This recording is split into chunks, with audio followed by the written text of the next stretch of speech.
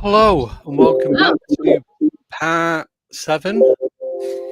So we're getting there. We've only got hours to go. Know, hours and hours and hours. So thank you, Steve, so much for coming on and waiting patiently. That was my fault. It was delayed. I had to go downstairs and grab something to eat quickly because I would not last any longer. That's okay. That's good. So, at least we're doing it. Yeah, I'm here. We're here. It's all good. Thank you for coming on. That's okay. Yeah, absolutely. Oh, so I'm glad to be part of it. I've got 3 different things I actually want to cover. Oh, yeah, just some updated news and some bits of research, because many people know that the research that we do is in every field. Mm-hmm. It's not just in the paranormal. It's not just UFOs. It's cryptids. It's all sorts of different things. So I'm going to I've got 3 different things. I've got UFO, cryptid, and a bit of the paranormal, just to kind of throw in the next hour. Just some updates, if I can.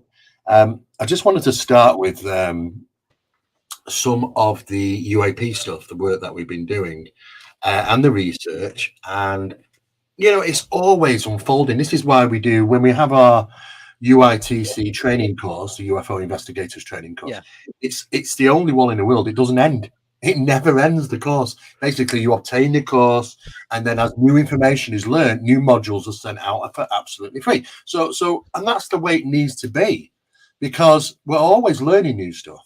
And in regarding UAP, we talk a lot about various different types of what a UAP constitute. Well, years ago, UAP was just a word for, I was basically utilizing that in meteorological studies.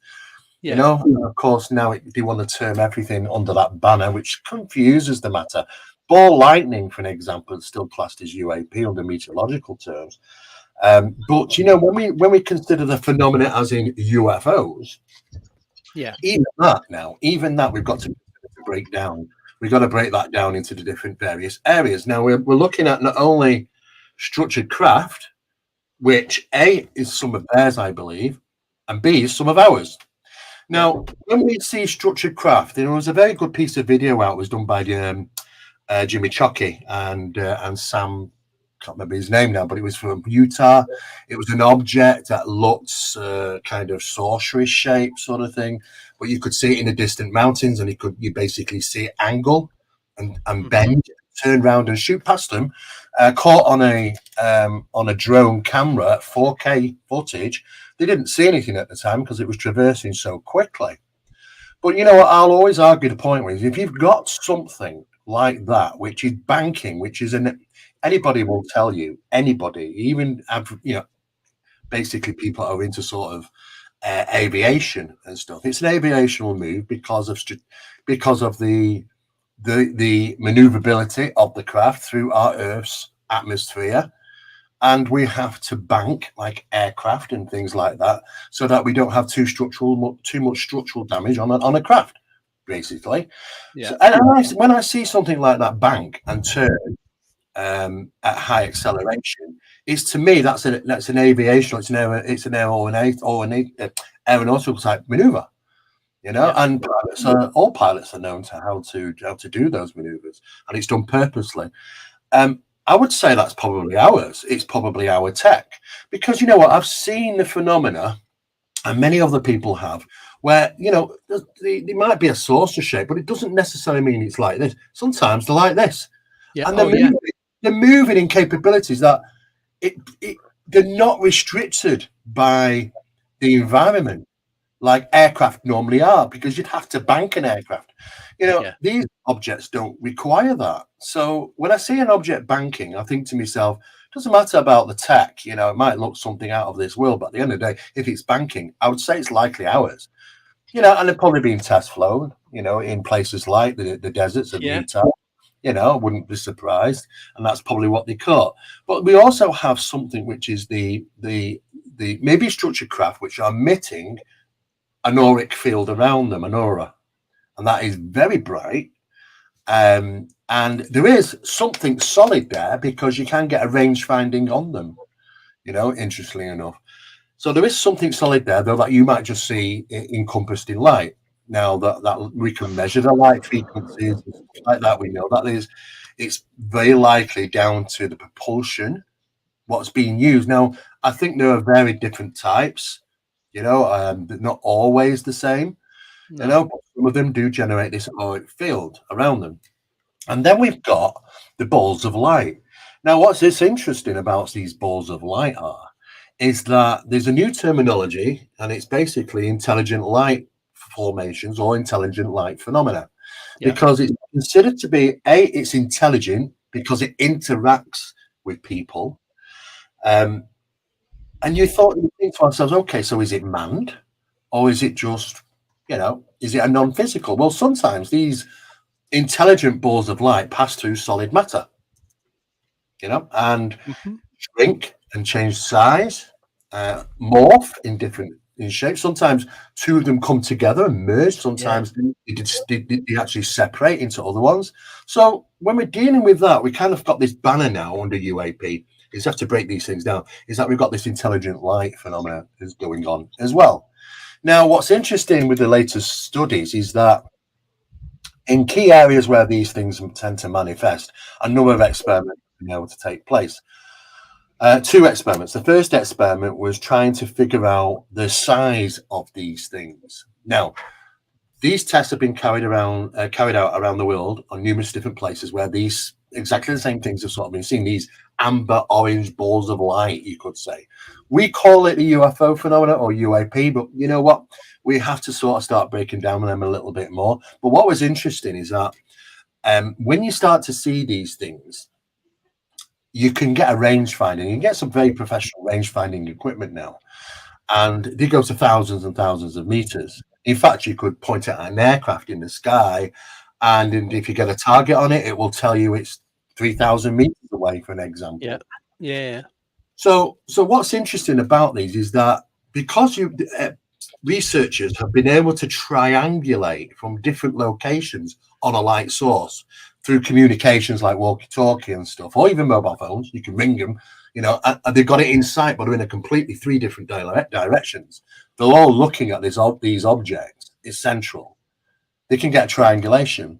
Now, when you start to look at the triangulation, most of these, when they've done these testing, and it's not just one location, in multiple locations, but same type of phenomena, the results come back between 2 and 4 meters, which are relatively, it's not massive, they're not massively big, but they are on averaging size of 2 to 4 meters.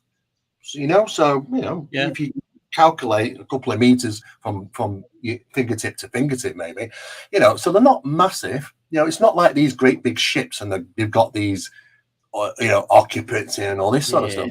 So we have to sort of look at that a little bit different. But what was very interesting is is that for the first few months or so, when the rangefinders came out and the professional ones, which long distance rangefinders started to be used, you were getting really good readings. The objects were 3,000-4,000 meters away, out at sea or out over a forest or whatever, mountain ranges. You could get a reasonably good target on them and get details back. So not only would we get information back to say what approximate size these things are, but how far they actually are away, because it's very difficult, especially if you've seen something in the night sky. Yeah. Is it something very big, far away, or is it something smaller and it's closer? It's very, very difficult. So triangulation is a really important thing. And what happened is that they were getting reasonable readings, 3,000-4,000 meters, which is normal because they kind of worked out, it's kind of out in that direction. But something interesting took place as the months progressed. It's as if the phenomena, and I've always said, the phenomena is always evolving. It's always learning, and it applies countermeasures. And boy, don't they do. So what they started to do is that they started to appear in the same location, just a bit like, like the balls of light that Paul Sinclair has off the East Coast. Yeah. Tend to be in the similar locations. Now, after a while, all of a sudden, what happened is on the rangefinders is that they can see them in the same part of the sky again, as they normally do. They get the rangefinders out on it, and it's saying 30 meters away, 48 meters away. There's absolutely no way they are 38 or 32, 48 meters away. They're in the same place from they got 3 months of data there saying they're appearing in the same part of the sky, night after night sometimes. Yeah. And there seems to be a cycle of events to these.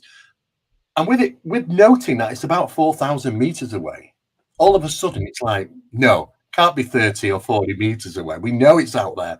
So what they were doing is they were obviously realizing the rangefinders were on them, because what it does is it obviously fires some type of I'm not going to say laser, but it's done in a certain way that it bounces back information. Yeah. It's hitting something. Now, what's interesting is that because those suddenly changed, and we know that it's not accurate, it's as if like the objects are after 3 months of realizing, this is what's going on, they started to emit something ahead of themselves so that the rangefinders would hit that first before them, giving you false readings. It's just like it's putting something out, like a barrier of some sort. And they're quick to learn, like I say. And then all the readings after about 3.5 months or so started creeping in about 38, 42, 48 meters away. And you're thinking to yourself, they've cottoned on. They've absolutely cottoned on.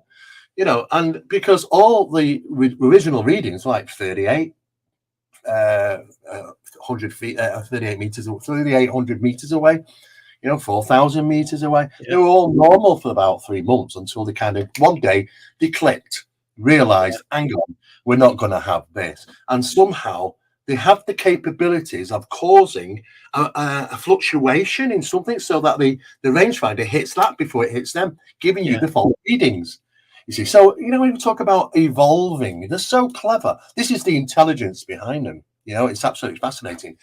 Something else, the second thing that was also discovered was the light source itself. Now, science tells us about how light works, what illumination is and illumination is. If you get into studies of that, it's quite simple. You've got the amount of illumination hitting the surface and the illumination of an object, the illumination of a surface. We can roughly work out, depending on the height of an object, how much, if it's emitting, what emitting is it? So, for instance, treat it just like a light bulb, 1,000-watt light bulb. The higher you take it away from a surface of a table, the dimmer the surface of light illumination takes place on the table. So it's relevant to the height and the distance from the surface it casts light onto.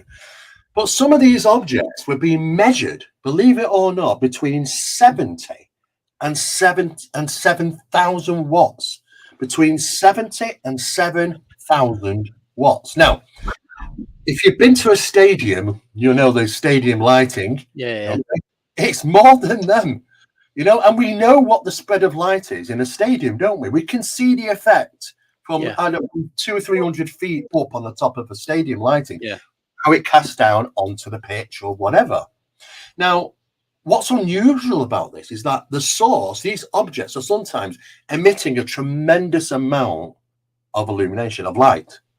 However, the casting of illumination on the ground is very, very minimal. It's not acting as it would normally do when we're generating light. Because we know that if we've got a 5,000 watt bulb in the stadium lighting and 100 of them, we know what's going to cast on the ground. You know, we know how bright those are.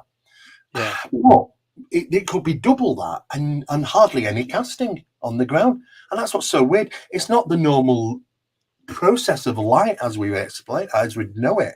The physics that are involved in here, somehow it's emitting the light, but it's not delivering it through the atmosphere to illuminate an area, which you would expect to have, depending on the amount of lights coming from them.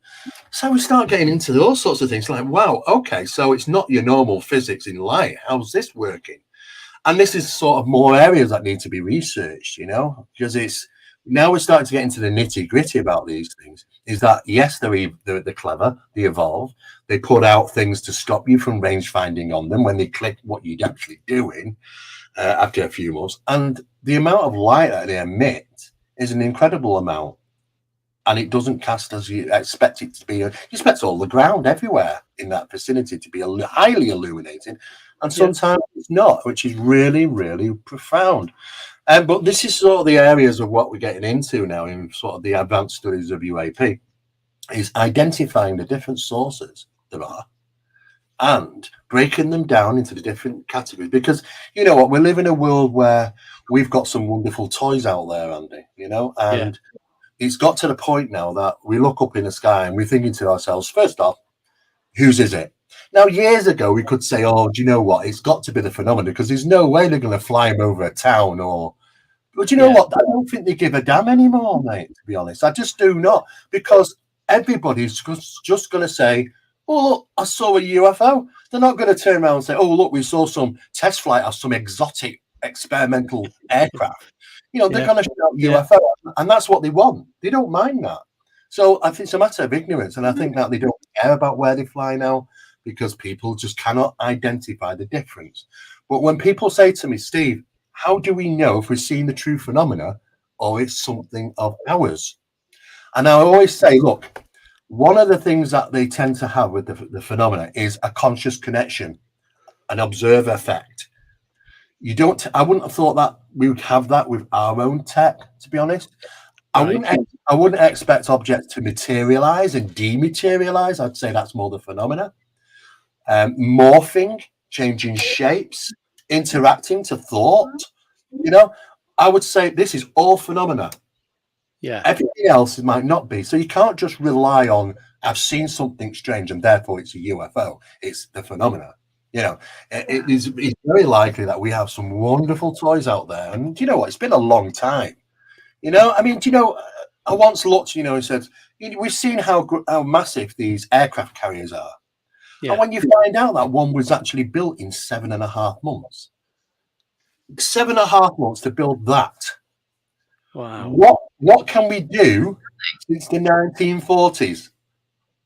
You know, we can't imagine. We cannot imagine. We couldn't even imagine a mobile phone back then, could we? Really, to be honest. No, not even 20, 25 years ago.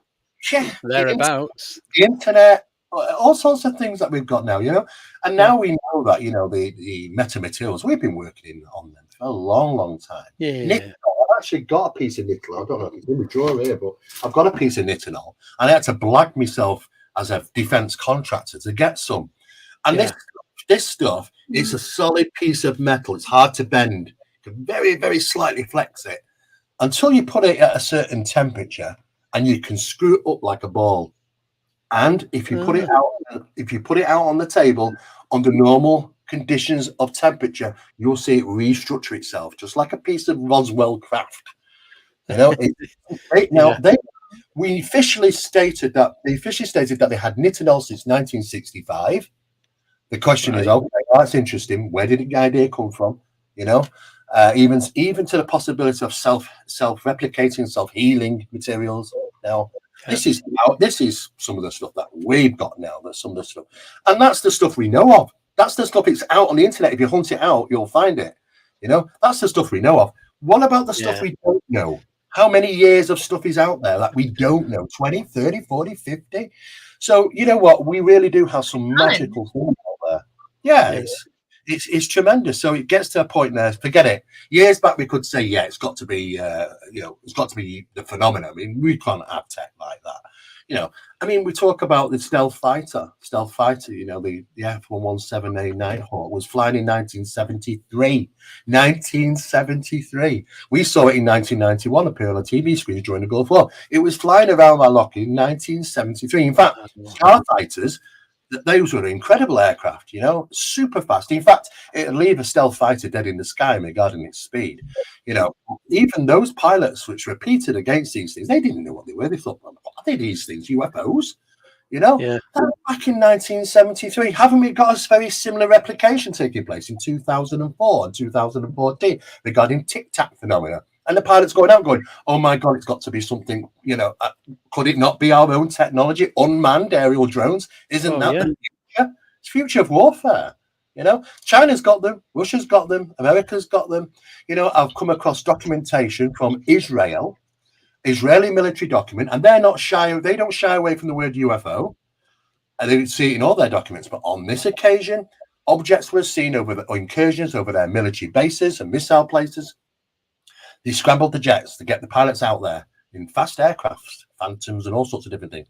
You get out there, but it's a waste of time because these things go zip, zip, zip, gone. Yeah.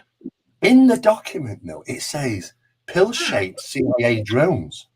It doesn't say UFO. It says pill-shaped CIA drones.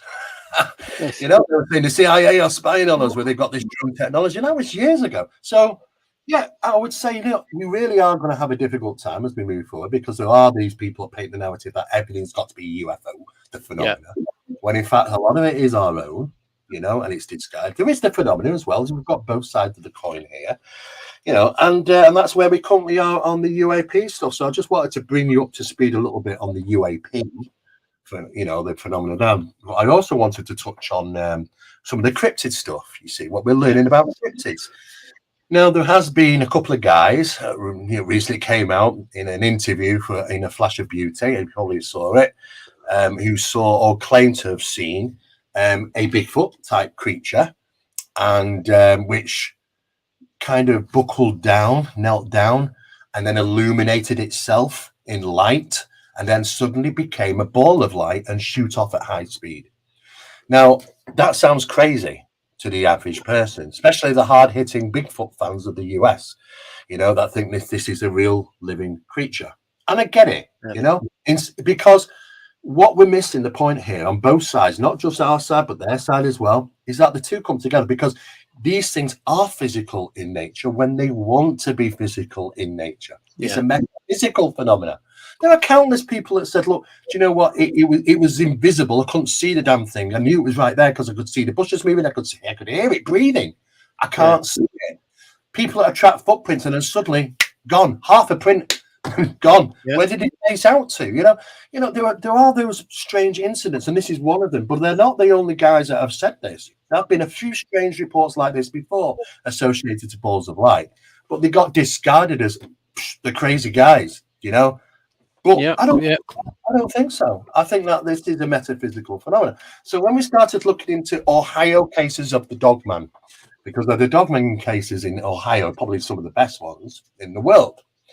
And I'm always fascinated with the Dogman type ones because, hey, it's like a werewolf for crying out loud, you know? It's wells in the museum. But you know what? People have reported these very interesting incidents. But it's all about the fear. It's about fear generation. You know, these things have been, I mean, these four guys, they take a shortcut one night. They're in Ohio. They take a shortcut one night. They go into like an off-license type bar type to get some alcohol, to get some booze. Yeah. So they take these four of them. They take a shortcut. They go down through a field onto the disused train track, which is a disused one, and they follow it for about half a mile. It bends around, and they get to come off through a field, and they're actually there. So it's a shortcut. So they're heading down there, and something catches their eye. They know they're being pursued. And then all of a sudden, they caught sight of this thing. Now, the reports were really interesting because everybody said the same thing. This thing was about 9 foot tall. Now, I'm 6'2", So I know what 9 Yeah. foot is. You know, 9 foot is pretty big. Its shoulder wise was about 4 feet from shoulder tip to shoulder tip.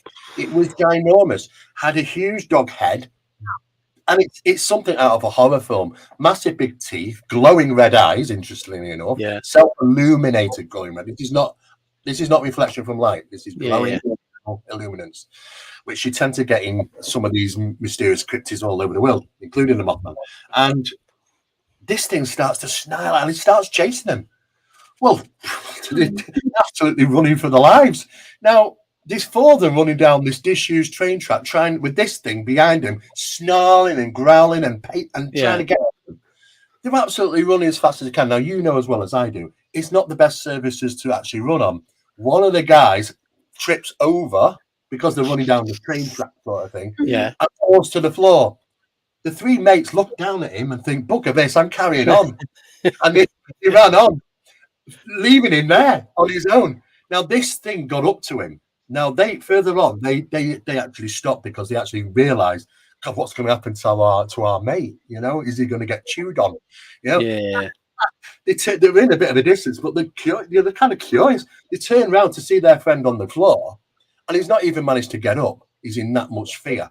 This thing reaches him. It's towering over him, snarling, big hands and claws and all sorts of things. And basically, what happens is, this guy, natural instinct takes over, and he just curls up like a little in a fetus position, and he doesn't move. It's like it's like stupid psychology when it's there, isn't it? It's like if I don't move, it won't see me. No way, right? So this thing is right over the top of him, and he is absolutely frozen in fear. That's where the terminology comes in, frozen in fear. It's like rabbits in headlights. This thing, it's like, well, okay. And then it suddenly stops and it looks around and then it's like, well, okay. And then runs off. Now, that's like, what? What is all that about? Yeah. Now, anybody will tell you that a predator, any predator, even, you know, I watched a program on hawks once, and the hawk monitored birds and it picks out the one that's least, the one that's not likely to get away, the smaller one, the younger one, the one that's maybe got a problem or whatever, but it will target it. And when the hawk makes the decision to pursue, it's relentless and it keeps going and going and going to reach its prey. Yeah. Inevitably, most of the time, it reaches its prey. And we all know what happens then. So this thing, it's like, well, you'd expect any predator who's put in the effort to chase and pursue, and then suddenly there it is, a meal ticket on the floor, and waiting. It's like and runs away. Oh, no, this is not a predatory instinct. This is not normal. What is seemingly taking place? It's about the fear generation. Yeah. Now, if you take this and put it into the paranormal, it's no different than poltergeist fear feeding. Yeah. It is, in a sense, acting like a physical presence, a physical poltergeist type disturbance. It's acting the same way. It's about fear generation. So I started scratching my head and I talked with Barry about this, and I said, look, what is going on here? What is it about fear generation? Another incident, Ohio, very famous case. 2 teenagers, they're staying at the father's cabin. The father works nights, and they see this again, another Dogman type creature. It starts to growl and snarl and it pursues them. They're absolutely petrified. They run to the cabin, they lock the door, and they're inside kind of screaming and whatever. This thing is outside. Now, don't tell, look, the size of this thing, it could have gone right through the bloody door. It could have gone right through the window. They can see it out the window, you know. It could have gone right through. No, what's it do? It gets hold of the handle, which is locked, and it's got it, and it's going, ah. Now, imagine if we were like trying to scare kids. Yeah. It's about the fear generation, isn't it? Now, it's crazy. They're screaming. Of course, the dad who's asleep upstairs, what the bloody hell's all that? Comes down. He's walking down the stairs, saying, "What the hell is all this racket going on?" They say, "Dad, there's someone at the door. Don't open the door. Don't." These are no nonsense guy. This guy. He's like, I am fed up. I'm peed off. I've been woke up. I'm in a bad mood. What the hell's going on? And they say, don't open the door. So what's he do? He opens the door. He unlocks the door, opens it up. He's face to face with. He's looking at this thing. He's above him, towering above him, snarling and breathing. He's looking at this, and he's absolutely transfixed. He's just staring at this thing. This thing staring down back at him, and it's this like Mexican standoff of stairs. And it's like he's not moving because he's like, oh my god, this is right here. Yeah, I'm gonna die. Don't. And you think, what do? You don't do nothing because you're still breathing. And under instinct, you go, don't breathe, don't move, don't do anything because you don't want to trigger an attack. And I'm still breathing, so something's okay. Yeah, I'm doing all right. Yeah, this thing's and then after a while, it kind of goes, all right, okay, and runs off. It just runs off. And it's like, what the hell? Again, it's about the fear generation. Mm-hmm. Well, we started looking into tests because I thought, well, what happens under fear? Well, do we humans release what you might refer to as pheromones, fear pheromones? Yeah. Now, this has been highly debated by scientists over the years. No, we don't. We don't have that anymore. We don't scent it. We don't smell it. I don't know if we actually produce certain pheromones. There's this argument's been going backwards and forwards. But I went to the top guys who had done the research into this, and they'd done some very interesting experiments. And one of those experiments was they wanted to conduct a test with people to see if they can smell fear from other people. Do we still have that capability? Not only to be producing it, but also to be able to scent it, smell it.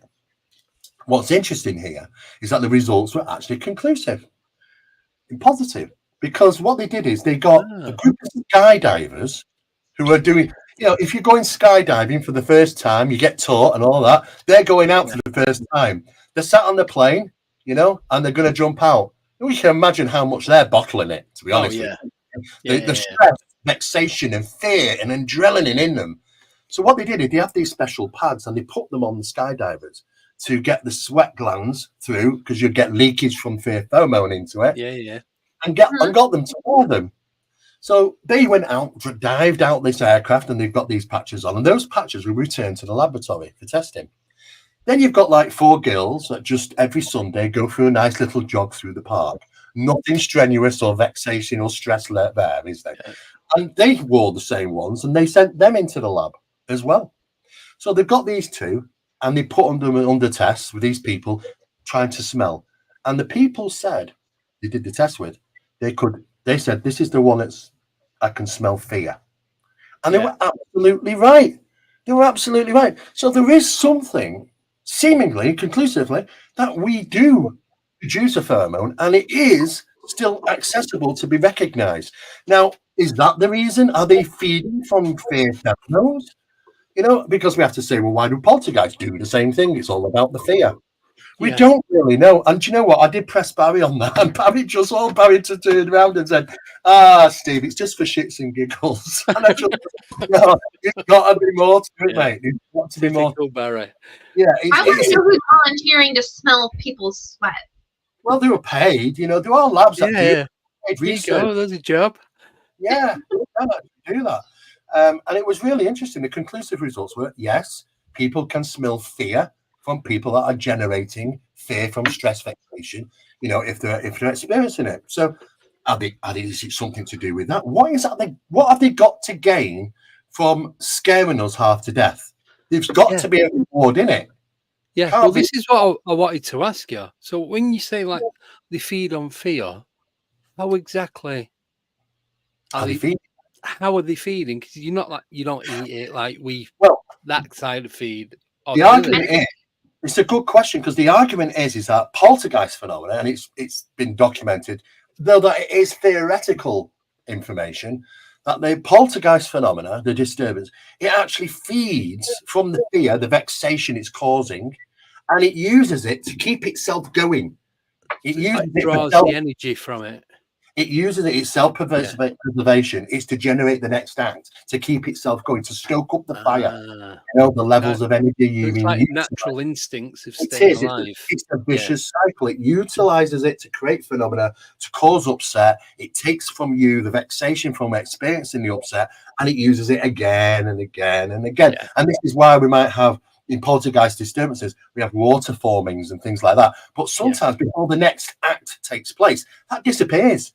The water suddenly just disappears, and then next you've got another phenomena taking place. So it's like it's utilizing this energy from one thing to another. But of course, it can pop up occasionally. And we also know people that don't seem to vexate much under those conditions. The phenomenon in poltergeist doesn't last long. It diminishes. It's got nothing to feed off in the sense of, So is it something to do with our week? Is it topping itself up?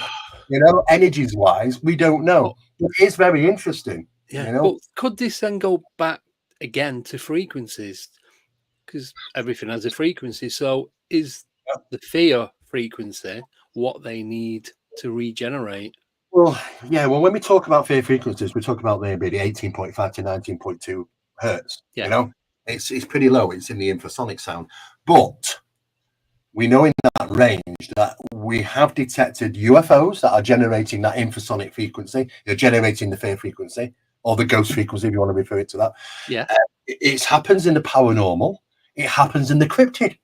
Because we've got people saying, I walk these woods every single night. I live just here. I've never, it's like an extension of my house. I grew up here. Never had a problem until they come face to face with something. And the absolute terror in that location, it's like it's unearthly. It's like they don't recognize that terror. It's not a normal terror. It's like, why am I seemingly confused in an environment that I've pretty much grown up in all my life? I'm a bit confused where I am, and why am I so terrified?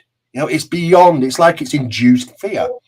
Phenomena does induce fear. We haven't got all the answers, but we are getting there to the point where recognizing what this stuff does to us psychologically, and it messes with us. It really, truly does.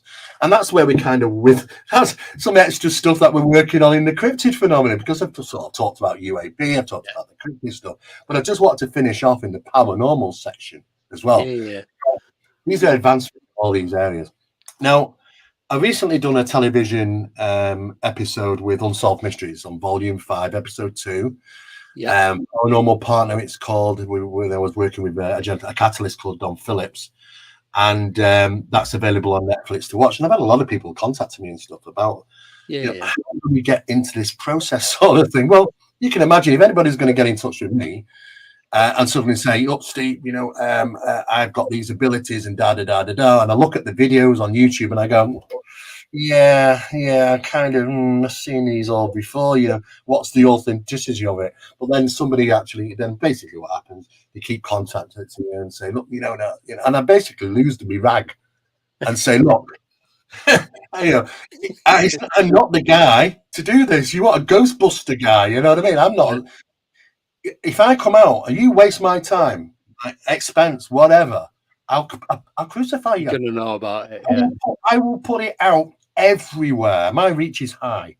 And it was like the response I got back from Don Phillips was, "That's exactly what I want," and I did not expect that. I thought, right, okay, all right.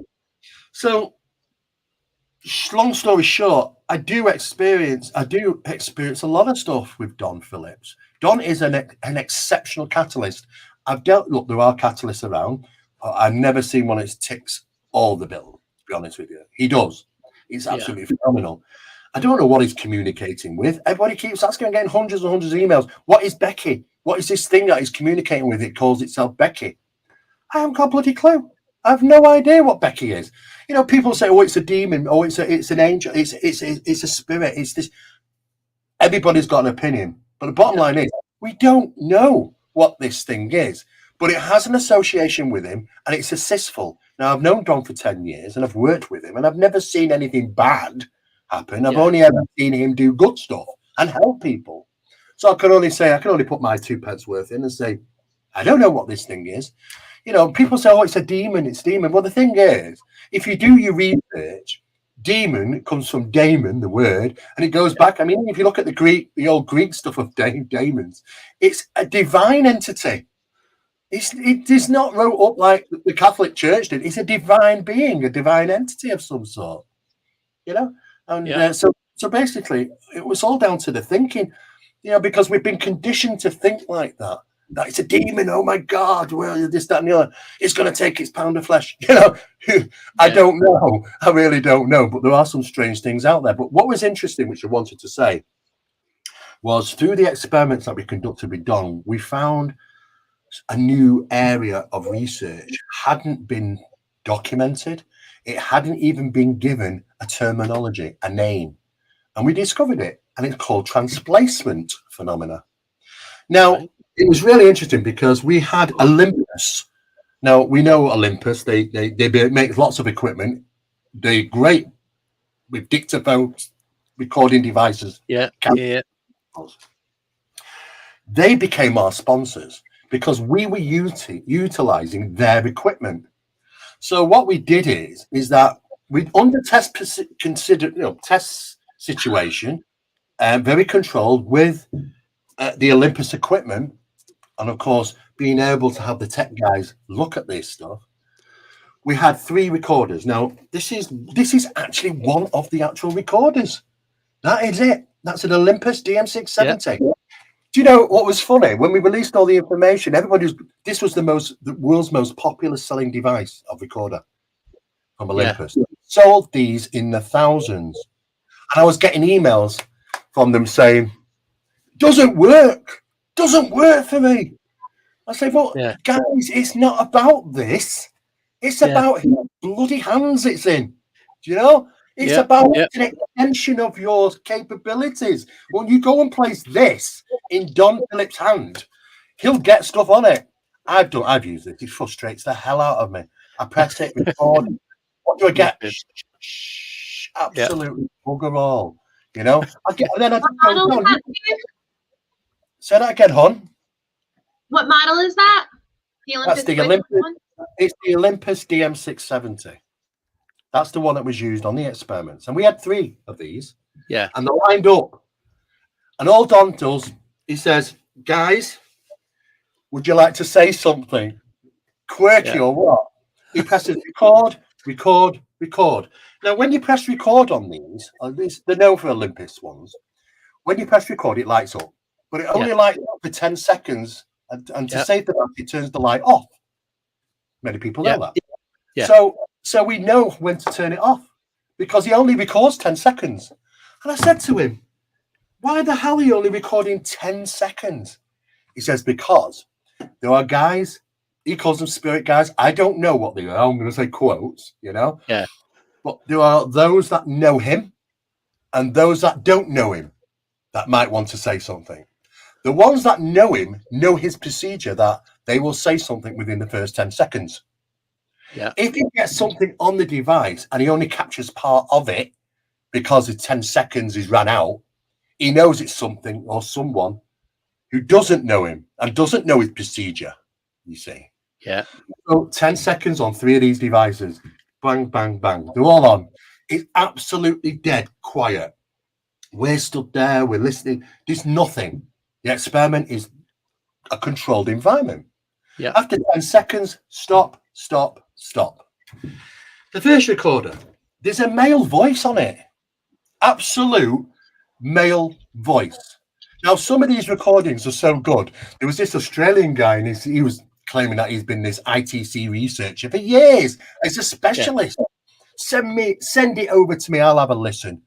I sent it over to him, this recording, right? It was crazy. I sent it over to him. He gets back to me about a week later, and he's having a right old bloody rant with me.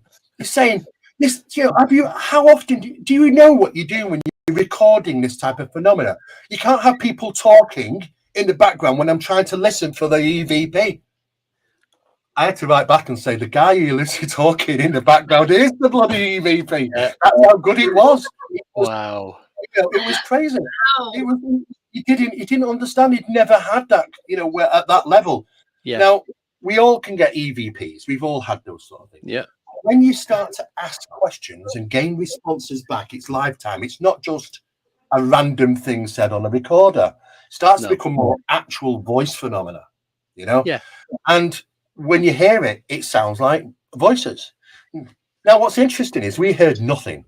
The tech guys, they don't hear nothing. We don't hear nothing.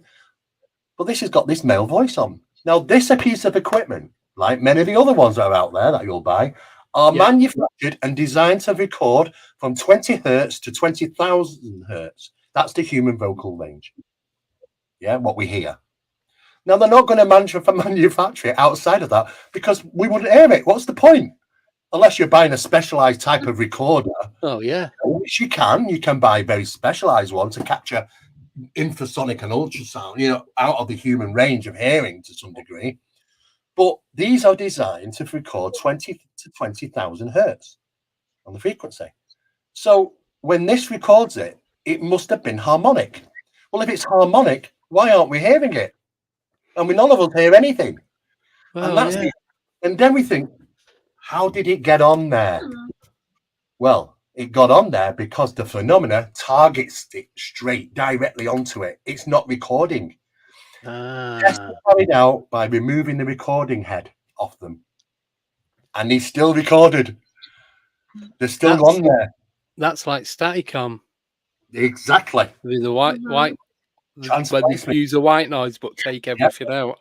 Yeah, he took batteries out. I mean, it was in school. He had like an old 80s cassette recorder, you know, and he got vocal responses on it. They took the power cable out. It still captured it. It wasn't even going round.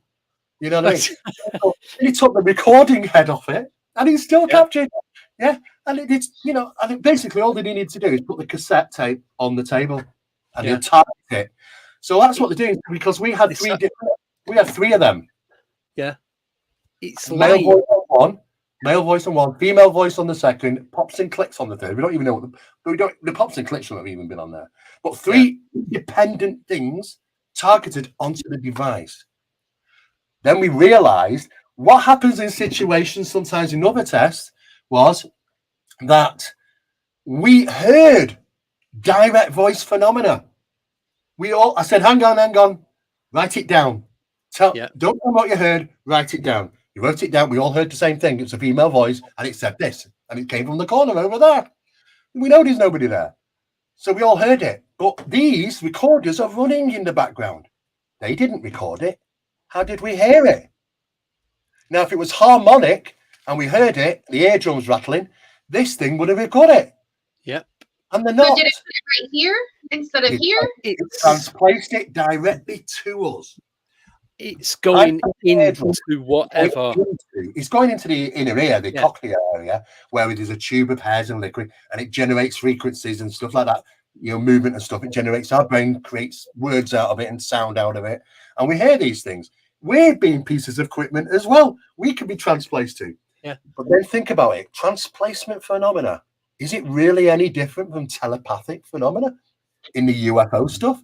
Oh, how did he talk to you? They talked to me without moving the lips. They would talk to me inside my head. People are saying, do you know, people are going around leaving recorders on. They're going to try and leave recorders on. The alien abduction, it's going to come for me. It's going to come for me tonight. I'm going to leave these recorders on. You just forget it, mate. Forget it. It's not going to work like that, you know, because it's transplacement, and this is the physics that they're involved in. What we're not in. We're not there yet. But you know what? We're realizing that this is a new phenomenon. It's called transplacement. In ufological terms, we'd call it, you know, telepathy, not only telepathy to the biologics things, but direct source to this. We've had ghost in the machine. We go back years ago, we call it ghost in the machine. Communications on these sort of devices. It was doing it back then. It was demonstrating that it can put whatever it wants onto telephones and televisions, even cameras. You know, in the Skull experiment, the film wasn't even loaded into the cameras. It was just locked up in a glass container, and yet the images applied to it. They put images onto that film without it even being used or in a camera. A transplacement phenomenon is incredible. So we're into new areas of the paranormal and the ufological and the cryptid. You know, all these new areas that it's never a dull moment when you're trying to figure out what the hell is going on. So the next time you're out and about, and anybody who's watching this, when you're using these, just remember, these are likely designs. You can check them up, what the capabilities are, but 99.9% of the time, 20 to 20,000 hertz is the human vocal range. If you don't hear something and you're recording on it, that means that the phenomenon is present and delivering it straight to your device. You might not even need the batteries, you believe it or not, you know, in some cases. It's just crazy. You know, and that's It's a wonderful world. I've got a similar one to that. It's not that make. I can't remember what make it is, but I've downloaded Dolby On, which you use on your phone, and that we've been out at cemeteries wherever, and we're doing EVP, and we've got heavy breathing. We've got like a predator frog type noise, and we didn't hear any of it. You've got it sounds like it's right in the recorder, doesn't it? Yeah. Me and Tim are talking, and you hear over us. You hear. And it's like that couldn't have been either of us, and there was nobody else around. Nobody. Exactly. I know. It's crazy. How strange. I don't know. We don't hear it as it's in real time. And we're trying to figure out the physics that's involved in this. And you know what? This is how clever it is. It's getting past us and our detection and our because we're stuck in a box of thinking. Yeah. You know, people don't even think, oh, I've got a great EVP. Did you hear it at the time it was recorded? Well, no. But how did it get it? And you're like, what? Well, how did it record it? Yeah. You know? Yeah. Now we have to sort of say, okay. Now, what was interesting, some of those communications we got to ask the question, where are you? And you know what? Yeah. Some of those responses were even in the same country. Wow. Now, doesn't everybody, as a paranormal researcher, go into one location and say, oh, is there anybody there or whatever? And they get a vocal response. They immediately think, oh my God, this place is haunted because I've got an EVP. But are they really there? Consciousness. Well, this is what I've always thought. Just quickly, first time I interviewed Nathaniel. Yes. He was doing it, and it was a couple of years ago. And one of the questions, it was from Rick Allen, actually. And it was, is there life anywhere else in the universe? And as I asked the question, Nathaniel thought about it, then he answered, blah, blah, blah. And one of the guys in the chat said, he was watching it back, and he goes, listen to this. So he cut it and sent me the clip. So as I ask him that, you hear what sounds like to me, you go, you know. Yeah. Right? But I've worked it out. It's going into my microphone. Not Nathaniel's. He's over in Ohio. Mine sat in this room where I'm sat now. And I'm like, okay. And it's like, but I didn't think, straight away, oh, the house is haunted. Something's put that into the microphone. And that was, but I couldn't, until you said this now, I couldn't understand how or why it was done. I mean, when I was doing filming, when I'm out with Don and I'm doing filming and stuff, I come back with it because we try and document stuff. We come back with video footage, and it's a nightmare because, thank God, we're not trying to make a TV show because this vocals in there. It's not me talking. It's not him talking. It's these females in there, but no females in the environment, and they're talking, and it's being captured on the video camera. And we're not aware of it. We're just recording ourselves. We don't hear anything at the time. So it's translated to video cameras. You know, when I have conversations with Don, and it's interesting, you know, just a Skype call. Hi, Don, how are you doing? Da-da-da-da-da. He says to me sometimes, do you know, I think we'd be a good idea if we did this. And do you know what happens? I get a bloody thumbs up. It comes up on the screen. Bing! Oh, with the iPad. Oh. Yeah. Right. It's only me on Skype talking to him. Who's doing thumbs ups? You know, it's a Skype call. You know, it's just between him and me. I'm thinking, what's going on here? But it's funny when it comes in. It comes in when he like, oh, I think it'd be a good idea if you did that. Bing, you know what I mean? I think, what the hell? Unless it's picking up on what, like, say, good idea, like, from sort of thing. It should not be. It should, because I looked at it. It's just a basic call. Is Skype to my Skype, two-way conversation. There's no other third parties there. It shouldn't be open for third parties. According to Skype, they have very strict rules about censorship. So I don't know, but you know, it's funny when you get the thumbs up when you just say certain things. Yeah, you know, Transplacement phenomena is incredible, mate. A video camera, recorders, everything.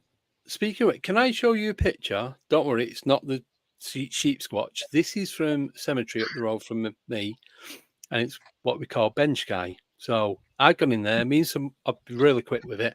Me and this other guy, and we'd gone, and I seen this guy sat on the bench near the Commonwealth Wargraves.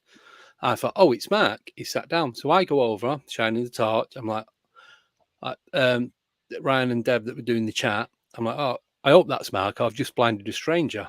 So I went over talking to him, I thought, oh, shit, I need to go over and apologize. It's like, then and now, but it's not just that. I've got to go and explain why I'm here. It was one of them. And what for done? Oh, sorry, one sec. Yeah.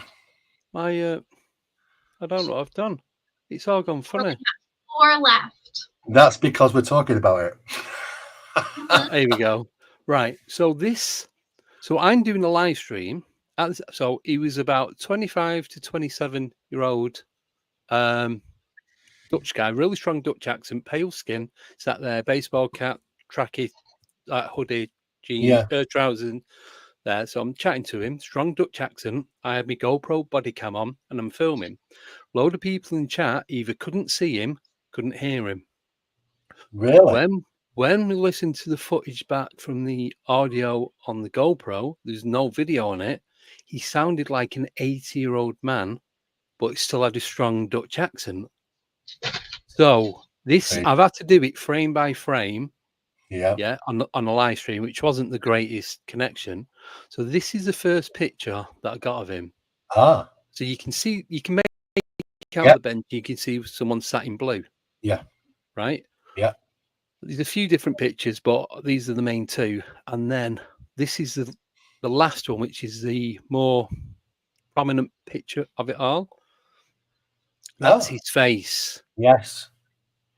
Yeah, but it's now. getting the corner. Yeah. So he's got that. I can actually work.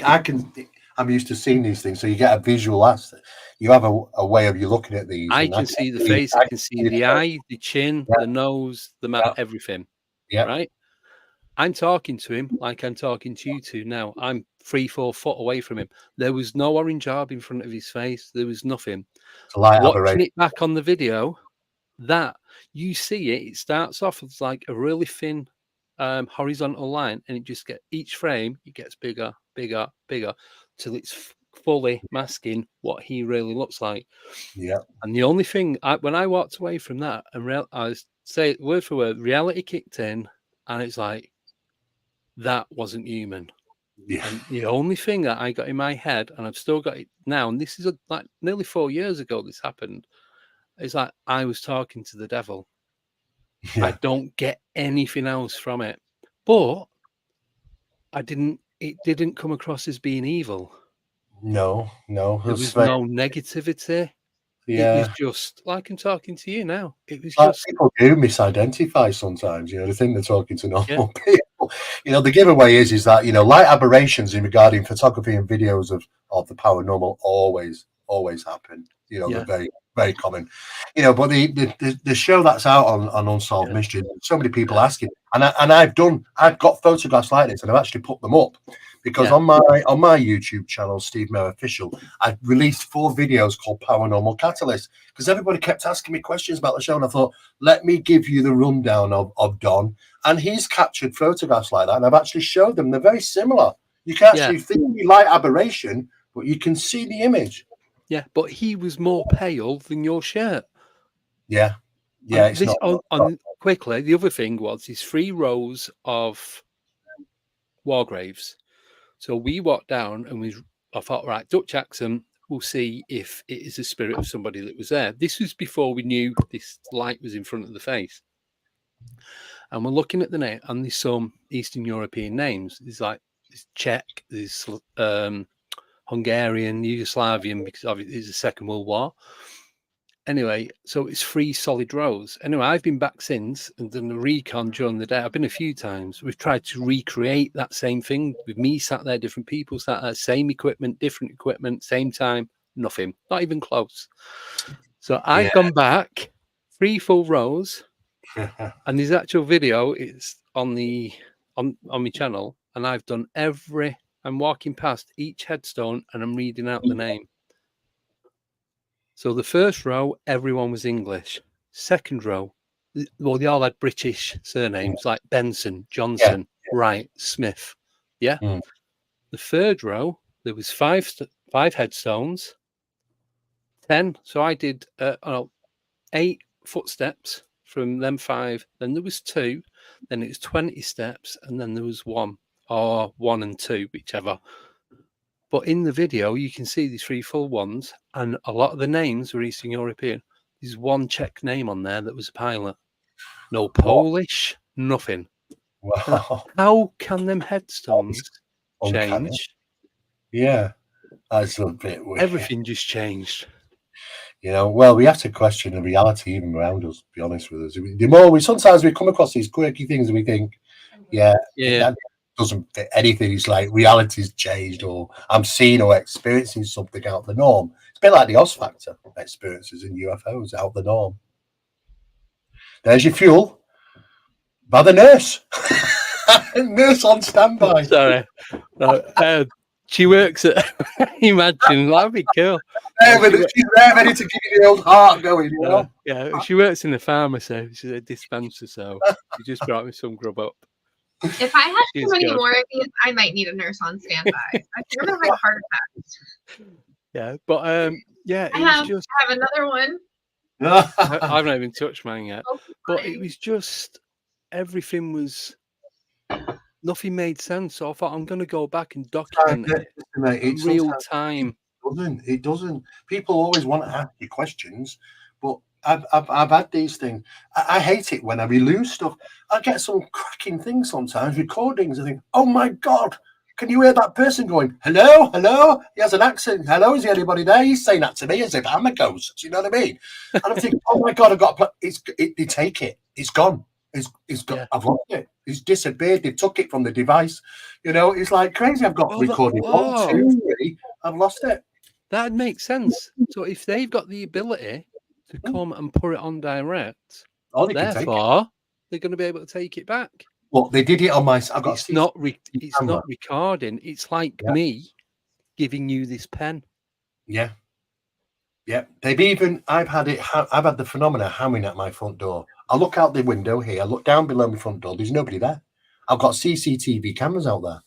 But luckily, I've got a CCTV camera system going onto this TV screen here. So I go onto the camera, and you know what? It cut out 40 seconds of when the incident took place in the camera system. It's like, what the hell is going on?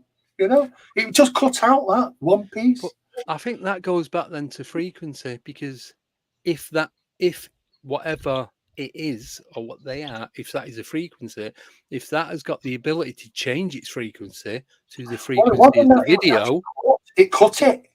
It can attach it and remove it. The system is not designed to be able to just take out that. You have to delete part 1, part 2, part 3. But it took out part 3, which was 40 seconds of the incident that happened. And it was like, the system doesn't even work like that. How does it? The physics involved in it is crazy. You know, and we think that we're going to get a head start on this. It's challenging. This is just, it makes so much more. Every time I speak to you or Barry, it makes you think, buddy. Yeah. It opens them doors. It really does.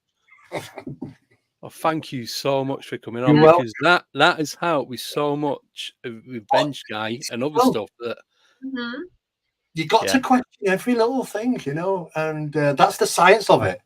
That's what I call paranormal mechanics. When you get into the mechanics of it, you start thinking, hang on a second, it can't work like that. So how did it work?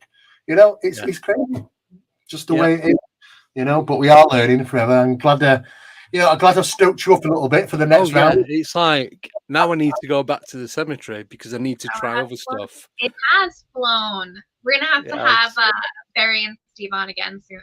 Oh, definitely. Absolutely. 100%. So thank you again, Steve. Welcome. You know, I appreciate everything you do. You're welcome, Anna. You, Barry, and everyone else. We'll talk soon. Yes. Enjoy your weekend. And you. Stay away. Yeah. And now, Halloween party, then bed. I'll get up for work Monday. That's it. Couple hours left.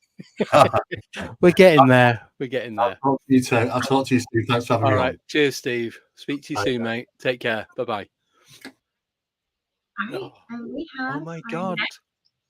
So we have our next guest, and I'm not sure, without sounding ignorant or rude or anything, I'm not sure, because Nickname started it.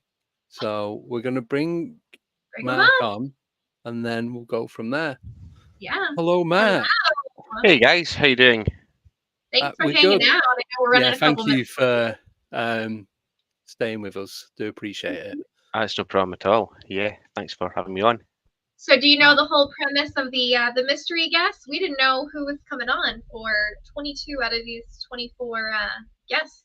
Well, if I'm honest with you, I didn't even know I was going to come on this time yesterday. I only got told about it at like 9:45 this last night. So, yeah, it's a mystery both ways actually. Yeah. Wow. So yeah, it's pretty new to me. Yeah. I'm guessing you obviously you're from Scotland. I am. I do recognise your name, but so introduce. Can you please help me? Because I'm of course, yeah. You're working on 18 hours. It is you. I think you are who I thought you was. Okay. So yeah. Shall I guess, or do you want to? Mark talk. Yeah, sure. So my name is Mark Anderson, and I live in a town called Livingston, which is in the central belt of Scotland, and it's not very far from Edinburgh. And Livingston's very famous for the Robert Taylor incident, where, or otherwise known as the Dogman Woods incident, where a forester was abducted by an alien UFO, basically. So yeah, that's myself. I've co-hosted the Scottish Paranormal podcast with Chris Meek. Yes. And my research is been based on, well, formerly it was on AI. I'm still trying to keep my hand in it, although it's quite difficult. And the other thing I'm really passionate about just now is mental health and how it's affecting people who have had experiences and are struggling. So I'm actually, it's not really research per se, but I'm actually going back to college to become a counsellor. And the intent is that once I become a fully qualified counsellor, I can actually help people who have had experiences, and I could actually help them. So yeah, it's quite a lot of things. I also do a bit of on the boots investigating, but not as much as Chris, but certainly do a bit. Yeah. I have somebody to introduce you to. A friend of mine actually does that right now. Really? Yeah. Yeah. So I'd love to keep in touch. Yes, please. I would really appreciate that. It's the reason why I actually the reason why I actually wanted to do it was I was on a Skywatch, and there was a chap I was speaking to, and I don't believe he was having any paranormal experiences at all. I just feel that you had nobody else to go to, and he was believing he was having the paranormal experiences, and they really weren't. And just by listening to him for 10, 15 minutes, it made him feel better. And over the years, I've noticed people who have struggled to process some of the experiences they've had. So my passion would be to be able to help people, and I don't think it's going to be much, but even just being non-judgmental, compassionate, and just trying to be able to let them tell their stories and let them tell their accounts, and by somebody who's genuinely interested and a fellow experiencer as well is going to be, I think it's going to be a big thing for them to help. Because it can feel very isolating to have some of these experiences, or to believe you had experiences, whether or not you actually did or didn't. That was your real lived experience. So being able to speak with somebody who's not judging, who's open, can be really helpful to people. Exactly, and I think a lot of people who have been on chat, and I can almost put money on it, Nicole. You're saying that out of personal experience. I certainly can as well. It does make you feel a bit alone. It does make you feel that it's only you that goes through this. And if anybody could just be heard and be properly listened to, I think that can make the world of good and really help people. Yeah. Because I just through doing this, excuse me, I've had people contact me through YouTube, and they've had encounters similar to what I've had, or some of them completely not even close, and they've not told anyone for like 30, 20, 30, 40 years, and they just an hour chatting on the phone, just to talk about it, for someone else to understand what the emotions that you have at the time of that encounter, it's just for someone else to talk to and just listen to. And you don't even have to say anything, just for them to know that there's somebody else there listening to what you went through. Because when you talk about your encounters, if they're genuine, you relive it. That's what I do. You reliving everything, what you see and where you was, the smells, what you're wearing, every little tiny detail. You might forget some, or some might change because you're not going to remember absolutely everything, but the majority. And just to have that one person to listen to you, it's like a massive at the end of it. It's that feeling once you've said it and you're not being judged, you're not being laughed at, you're not being ridiculed. You don't even have to say anything. You don't even have to say, I think you're mad, or yes, I believe you. But do you know what I mean? It doesn't matter what you think. Obviously, you don't say it, but it's just saying that, because I've been on like that end of it and having to talk to people, and it's like, as you're saying it, it's like, this is the most ridiculous thing I've ever felt coming out of my mouth.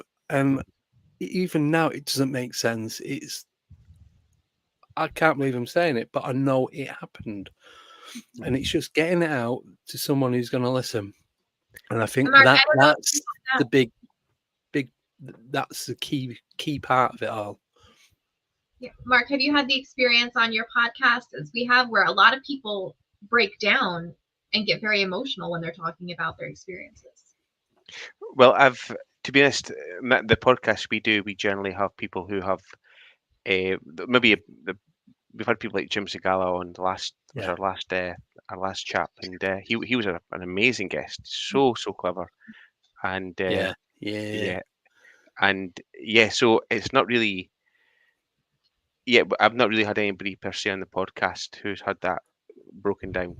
I've only actually done about 4 or 5 shows now with Chris, and it's generally been with people like Preston Dennett or Jim or people like that. So it's people that who are relatively well known, and they're not the kind that break down.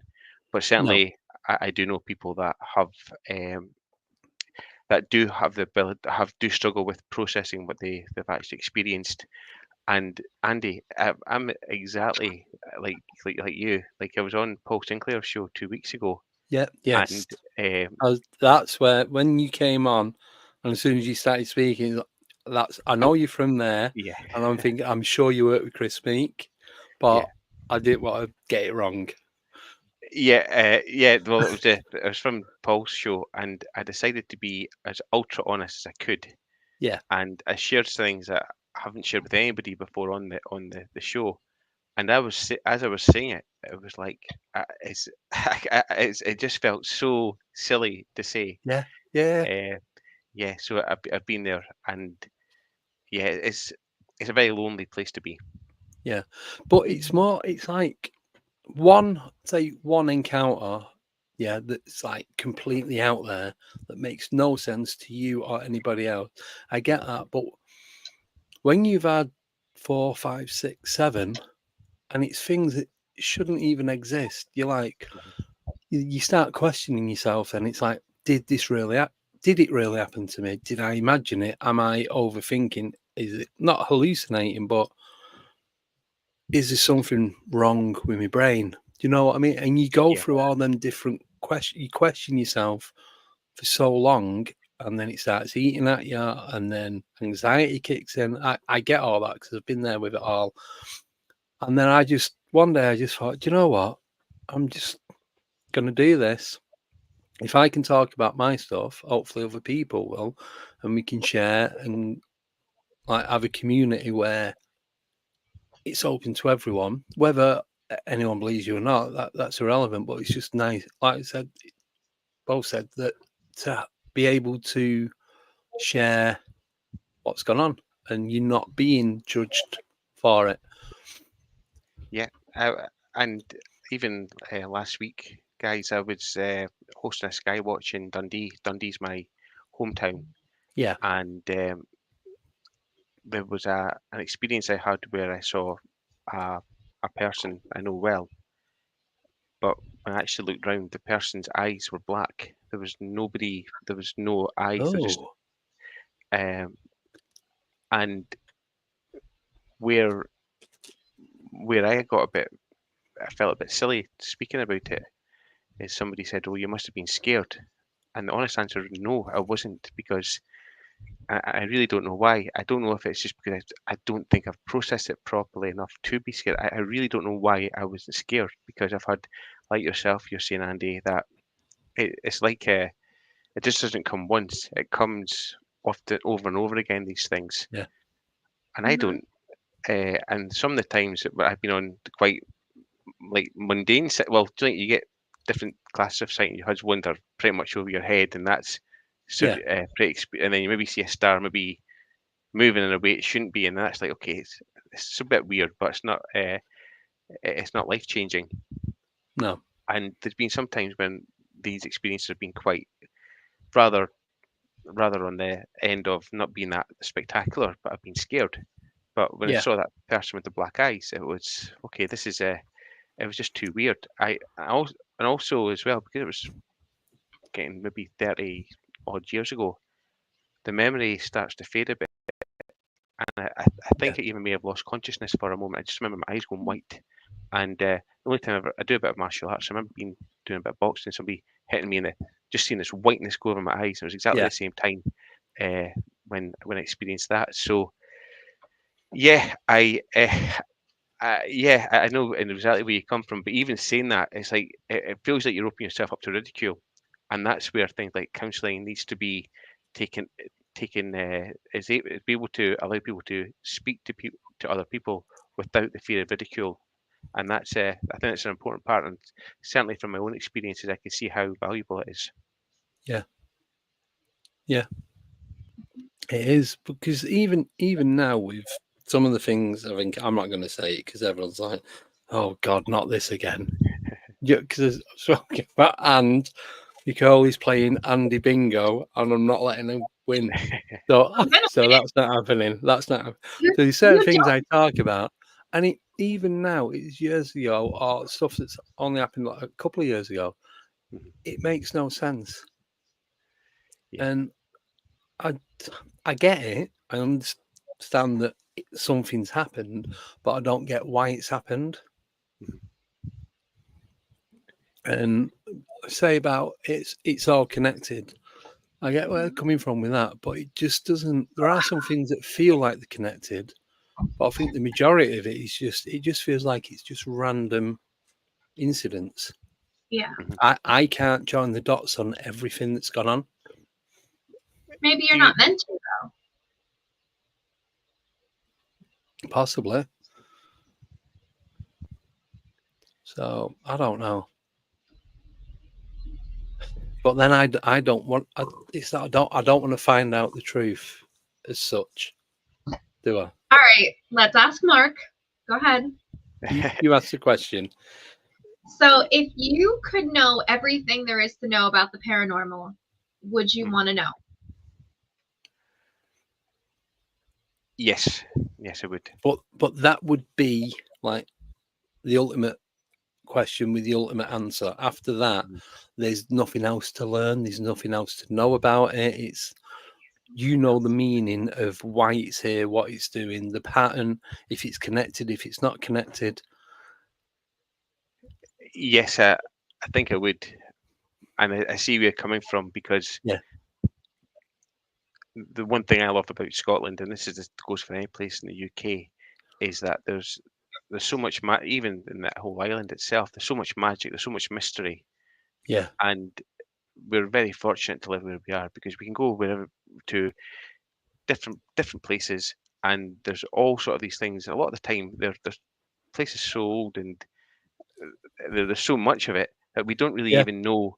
It's like it's just forgotten about, basically, and losing that magic and mystery would take a big part of like what's fantastic about where we live, and what makes it gives a bit of an added thing to added mystery, a bit of added spice to life, basically. Yeah. So it's a big ask to give it up. Yeah. However, I believe that whatever this is exceptionally complex and exceptionally vast. And I would imagine, and I'm speculating, I really don't know, but I could imagine that there would be then new layers to it and new levels to it. So even though we find out what the patterns are, once we have these abilities to do these things, then it would probably mean a new paradigm in how humans are. And that sort of new paradigm would then allow us to move and to explore and to expand into different areas we never even thought existed. So Yeah. I'm a believer that these things don't seem to correspond to the laws of space and time. Now, No. imagine what our universe, imagine what a perception of reality without time is. It would be so different and so vast that it would add in almost like a different type of mystery to life instead. So I think it would be like just essentially going from level 1 to level 2, essentially. Yeah. Yeah. Oh, that's got me thinking again now. So are you saying like the time wouldn't matter because it doesn't exist? We use it as a measurement for marking things that have happened or gone on. So if time's not existing, when you have an encounter, this is where, when they say it's happening now, it's not in the past, it's not in the future, it's now, or it's happening at all three at the same time because time isn't existing. Well, and now my head hurts because I can't think any further than that. There's a really good book I always speak about is Michio Kaku's, and I really hope I get that guy's name right because I've got a bit of dyslexia, and the amount of times I've written down the Untied Kingdom. So if it's the instead of the United Kingdom, or as I said before, right. instead of doing mixed martial arts, I've done mixed martial arts instead, and some people were not happy about that website when I posted it up. But anyway, hope I got this guy's name right. And he wrote a book called Hyperspace. Yeah. And his view on what dimensions are essentially. And we've got like length, breadth, width, and then time as well. And we can definitely tell that there's a relation between space and time because we can even drive in the car. If we drive faster, we get there quicker. Basically, it's a very simple experiment. Yeah. So we do see that time exists. It's just so different from all the other three dimensions because we can see the other three dimensions with our senses. We can't really, unless we have measurements, we can't really tell what the time is, or other measurements like the sun going up and down, basically. Yeah. So there definitely is time. It just doesn't seem that whatever this phenomena is, and I'm referring it to and hypothesizing it's one phenomena. It doesn't seem to correspond to how we perceive time. I've had, like yourself, Andy, and I suspect yourself as well, Nicole, I've had numerous encounters with the phenomena. And I know just Steve Mera was talking about the Oz factor. Yeah. And my most intense encounter, and the one that really found to be the most, was again back in Dundee.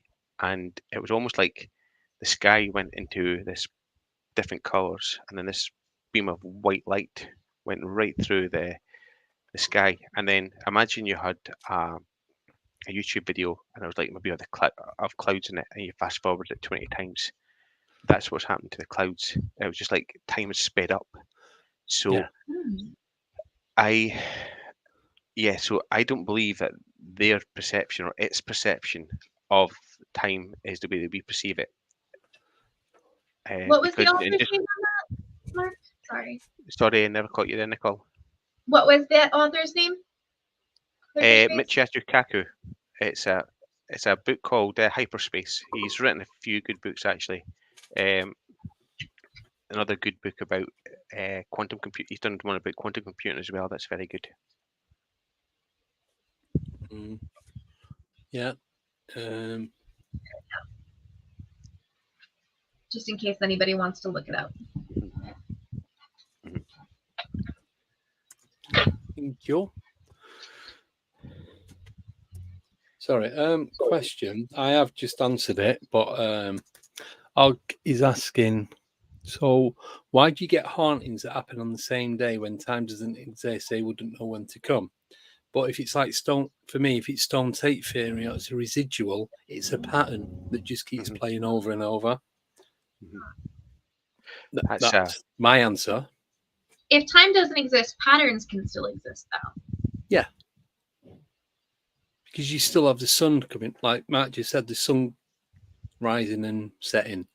You have the moon on the 28-day cycle. They don't worry about what time it is. It's just continuum of what's going on. So, and time is relative. So that same chunk, say something happens every 24 hours, it might not feel like the same amount of time to every person experiencing it. Just because the clock tells you it is. If you didn't have that clock, you wouldn't even know. Yeah, because do you get, like, for Matt, that some days go quicker than others? In the morning when I'm getting up to go to work, I thought, right, I'll have 10 more minutes. And that 10 minutes seemed to last forever. Yeah. And then other days, you blink and it's like, oh, I've got to get up. It doesn't seem the same amount of time just because you're looking at a clock. I agree. And I don't know the specifics or why that is. No, I ain't got a clue. The one thing I have to say is, for as much as I think I've seen a lot, I think I've probably seen a lot more than most people, but when it actually comes to answers, I've got very little. So, I really don't know. The question I would be asking is, what's the mechanism that's triggering a haunting like that, like the Stonewall? Because the way that we're seeing the Stonewall theory is it's almost like a tape recorder, and somebody's pressed play and we see the haunting again. So what's press and play? What's that thing that's allowing us to press play? Is it us? Is it? And I've never experienced it, but certainly there was one. I've heard of a few experiences where they seem to happen on a specific day. So why do these happen on that specific day? If there's no clock, if there's no way of determining time, and I honestly can't answer that. Yes, it's that's a mystery. Yeah. And another question: if it repeats in the same pattern, does it repeat if nobody's there? Like if a tree falls in a forest, nobody hears. Like if nobody's there to experience the haunting, is it still happening? I'd say yeah. I would question that, because I've always wondered if there's a part of, like, why do certain people see ghosts more than others? So could it be that, and again, just a hypothesis, could it be that just that certain people can sense certain things and other people can't? I know you had Steve Mera on before, and Steve did a short about places in the world that had vitrification, and there's numerous places in Scotland that have vitrified hill forts. And I was exploring one about 4 months ago, and somebody who was with, both of us were getting the same impressions. But actually, it was almost like you could see with your mind's eye these people there. It was still definitely in the mind's eye, but it was just, there was something real about it. But the other guy next to us couldn't see anything. So I've always wondered if maybe part of the catalyst, part of the trigger is us, but that still doesn't answer why it also happens on a specific time. Like, say for example, there's a rumor in Dundee where I lived. There was have you ever heard the expression to botch it up? Yeah. Yeah. Well, that was because of Thomas Botch, who built a rail bridge over Dundee, and the design was poor, and a train went and on the bridge and on a storm, and it crashed into the water. Everybody was killed. And apparently the rumour in Dundee is 100 years later, they could see this train, it's actually called the Diver, going over the tracks. Right. So why did, now I don't know, I was I never saw it. I don't think I was even born then. But the question arises: if people did report that, Yeah. and they were seeing that, why did it happen exactly 100 years to the day? What's the trigger that makes it happen that 100 years to the day, basically? Yeah. Yeah. Can I change my answer now? I think you do have to be there. I think we are part of it. I didn't think it through. I'm tired. No, but it's like Mark just said. I think he's spot on with that. It's if we're not there and we are part of this phenomena, what's the point of it doing it? What's it doing it for if there's no reason to show it? Do you know what I mean? Does that make sense? Yeah. Tim has a question here. I wonder why time gets faster the older you get. Yeah. I don't know. I know the answer, but I want to hear your opinion. Do you know the answer? I do. Okay. I want to hear your opinion. I honestly don't know. I couldn't even guess as to why. My belief is that I don't think it does get faster. I think our perception of it changes, and I think it changes because we've experienced so much time beforehand. It makes it feel that it just makes it feel that time has gone fast previously, but it's going at the same time. I've probably not said that very well, but no, I get what you mean. Yeah, I understand. Yeah. Yeah. So go on. What's the answer? So your perception of time changes with your neural processing speed. So when you're younger, your brain has a faster neural processing speed and you're able to take in more new information. As you get older, your brain slows down and it's able to process less new information. So it seems like time is going faster because you're experiencing less. Right. Yep, I get that. That's why like kids can pick up new languages like that, and it's really hard for adults. Yes. I undoubt you. Sorry, I apologize. So no, have you guys? Sorry. So have you guys been like I don't know the setup? Have you guys been doing this for 24 hours? Not yet. We're on. I don't know what time it is. I can't read analog. We're 20 hours. 20 hours in. That's a long time, and it's just been random guests. We had a 35-40 minute break at about, was it 8 p.m. 8 p.m. this morning? I think it was 8 p.m. because Paul's 8 p.m. this morning doesn't even make any sense. No. I knew three of the guests. So Paul Sinclair, Earl Grey, who's on after you, and then we've got BMR Rob, Bigfoot Michigan Rob, who's on at 7 p.m. our time. Everybody else, other than Jenny and Anthony, I knew who they was, but I'd not spoke to them before. And everyone else, even though we had a couple of names, didn't know who they were, didn't know anything about them. So, and that's when you came on. It's like, I know I've seen you somewhere before, and that's when I said once I heard your accent, it's like, he works with Chris Meek, who was on Paul Sinclair a couple of weeks ago. I thought, please, I hope I get it right. I was worried that didn't. Yeah, that Crime Watch. So yeah, no, it's good. I started to flag at around 6 hours into it, and then I started to go, I'd say about 1-2 o'clock this afternoon. And now I'm waking up again a little bit, not too much.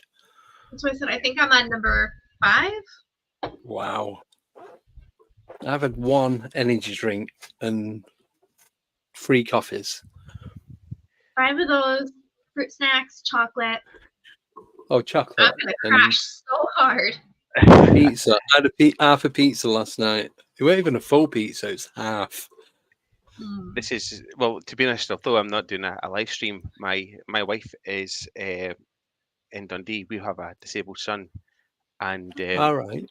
to have respite, I said, like, you can go to Dundee and stay with my parents, but she's Polish, so she's not going to be. Yeah, so she went over to Dundee, Yeah. and I've been up with my son all night. I've had about 4 hours sleep, and then it's having to look after him, and yeah, so yeah, I'm feeling a bit. I was feeling a bit tired as well. Actually, I just had to have a quick shower, and I was Yeah. gonna have a shave. But the last time I shaved before an interview, the batteries died. I thought, Not I can't again. do it with half a shaved face, so I just like You have to sit there like that. go hairy. Yeah. Yeah. No, Yeah, there's thank you nothing for wrong. thank you for coming on. Yeah, no, it's great. So We have another question. Oh, do we? We do. Oh, for the I listeners. can't see. What Can't happens when read. we become fourth dimensional? Well, my understanding of fourth dimensions is that that's essentially time, because we've got length, breadth, and width that makes space, and then fourth dimension is time. Kaku's book basically says that there was initially 10 dimensions, and when the Big Bang happened, and then what happened was the three that we know that make space ripped off, and then the other 7, including time, ripped off, and kind of, so the universe became almost like had 2 different sides to it, and so somehow time ripped back in and became part of space and time, and the other 6 dimensions then became extremely compressed. So when everybody says that we're interdimensional beings, and again, this is only my understanding of reading a book 10 years ago, so it might be a bit off, but these dimensions are so compressed, and they are around here. We have no perception of them, because A, our minds aren't built to perceive them, and B, they're just so compressed, and that we don't perceive them, and they don't really have any like bearing on our lives, basically. So I think my understanding of the question is,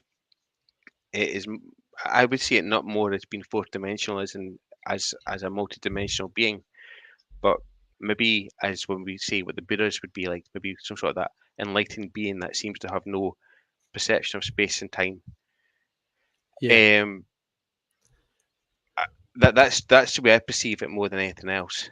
And I think if we look at like things like Buddhism, then we seem to be more enlightened, seem to be more compassionate, caring, and while I'm noticing with the UFO community, I'm sorry, I'm digressing a bit, but while we're It's noticing okay. with the paranormal UFO community, there seems to be a move towards things like remote viewing, or these sort of skills. I feel that they need to be in tandem with being compassionate and kind, and being the best of humanity. And we see that through a lot of religious, like people who are well-known religious people, like Padre Pio, the Catholic monk who had the ability to bilocate. There's been other mystics that have been able to do that. So I feel that, again, I'm just hypothesizing. I feel that if we need to transcend what we know, we have to be the best of who we are. And Yeah. I feel that things like remote viewing and all that kind of come with being compassionate, than other way around. So I hope anyway that we become good, compassionate, caring, loving people, rather than and that's my hope, and that's the reason why you're asking, would you like to know everything about the paranormal, is that I believe that that's what eventually, if we were able to replicate these skills, that's what we become. Yeah, that's a good theory. I can go with that. Mm-hmm. Yeah, and that's that's what it's about in the end, being good humans while we're here. Yep. Yeah, it is. But it's the doing it, isn't it? I'm not saying no one can, but I'd say a big majority can or won't. Yeah, I'm in that category as well. I'm trying my best to be a better person, but yeah, yeah, I get everybody has their flaws. So yeah, it's I think it's just trying to become better every day and becoming just and a bit compassionate. So while the journey for like counselling, for example, that if I was to get anything from it, it would be becoming a better person, which is a really big reward. Even though it was mainly to help other people, if I could get that reward of just getting a step closer to that, I think that would I'd be quite happy with that. Yeah. I think it's just as well. It's the trying. Mm-hmm. As long as you make the effort to go down that path, I think that's the biggest step. Whether you completely fulfill it, that's another story. But I do believe it's the giving it a shot, so to speak. With everything else, intent. If you intend to Yeah. not interact with anything negative, you most likely aren't. If you intend to be a good person, for the most part, will be. Yeah, It's definitely. Like what Whitaker's saying basically is having the intent, and hopefully things go around and become just things get better a little bit by little, basically. Yeah, So yeah, no, that it's maybe maybe a childish theory, but certainly it's my experience with the paranormal have mostly been positive, and I've had experiences with I believe are angelic beings, for example, only once, but because of that, that's changed my outlook in life. Like, although we've said about the negative parts of the phenomena, I think there's also positive parts to it as well. And having that experience with that angel back when I was 11 years old, that has given me a lot of hope, and has changed me for it's a big part of who I am, basically, and what I believe. So yeah, I think there's that part of it as well, that the phenomena, and hopefully exploring that actually allows us to see hopefully more of the positive sides rather than the scary negative sides. Yeah.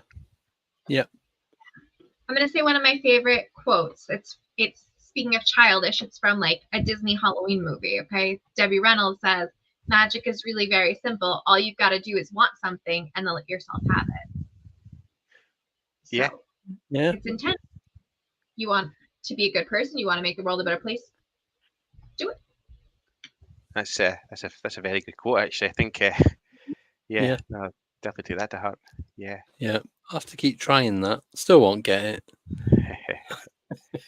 Yeah. So you're trying. That's intense. Oh, sometimes I just think, I can't be bothered. Well, I do. So, Matt, what other than like doing this course and like the psychology, what other plans have you got? Like with the paranormal. With Can't speak. Scottish Paranormal. That's it. Chris and I do have some big plans with it, and there's a few things I'm trying to do. What if you don't mind, I'll maybe say what I plan to do with Scottish Paranormal, and then some things that I'm planning to do. Now, a lot of this will be with Chris, and but what I think what we're going to try and do is we're trying to get some like people like we said about Jim Segala, trying to get people like that on the show and try to grow the podcast. I think as well we're trying to see about making it not just paranormal.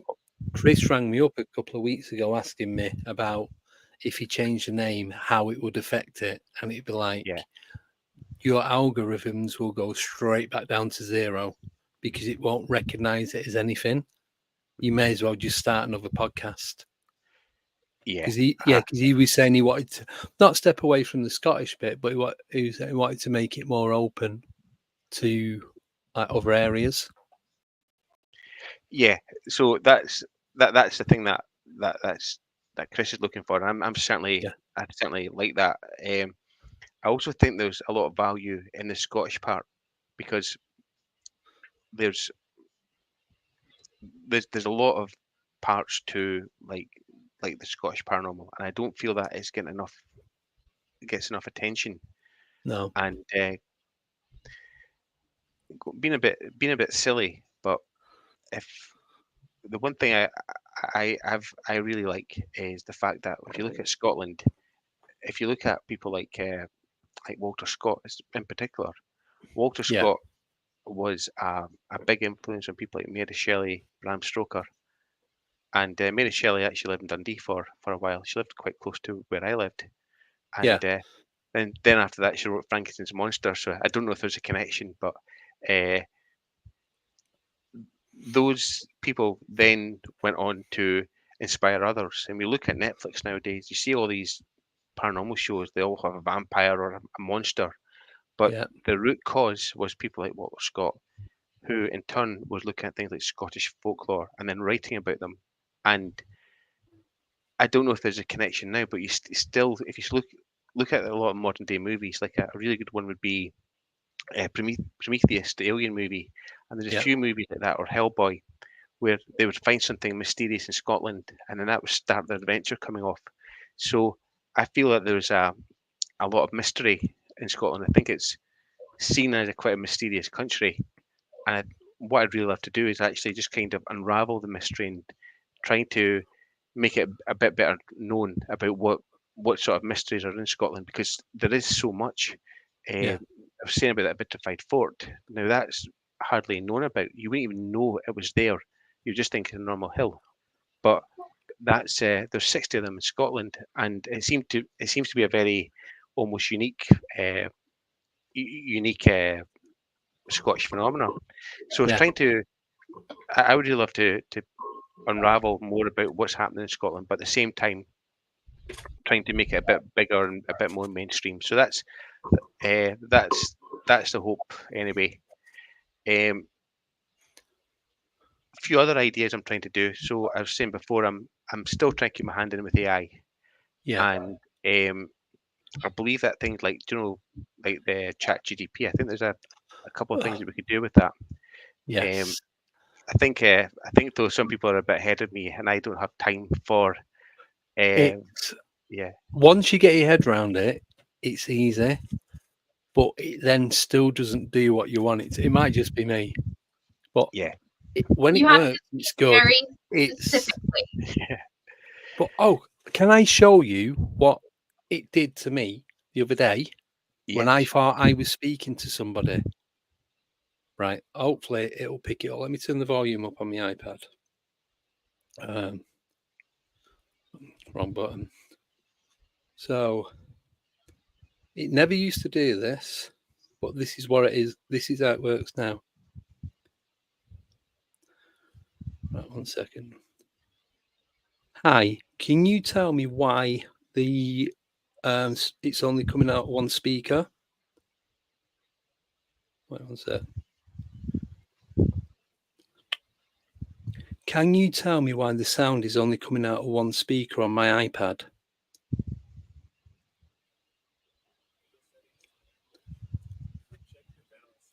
No. It's not doing it now. Talk to interrupt. Oh, it did it the other day. Can you create an image of a dog riding a bike?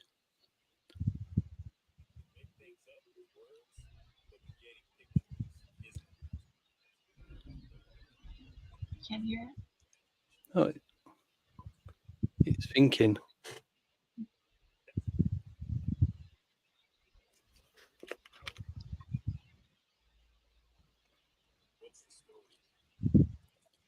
Why can I not hear what you're saying? Can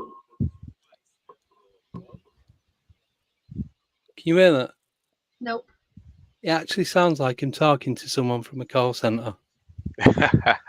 And you wouldn't know that if you just went straight onto it, it wouldn't know what you're saying. You wouldn't know it wasn't a person. Yeah.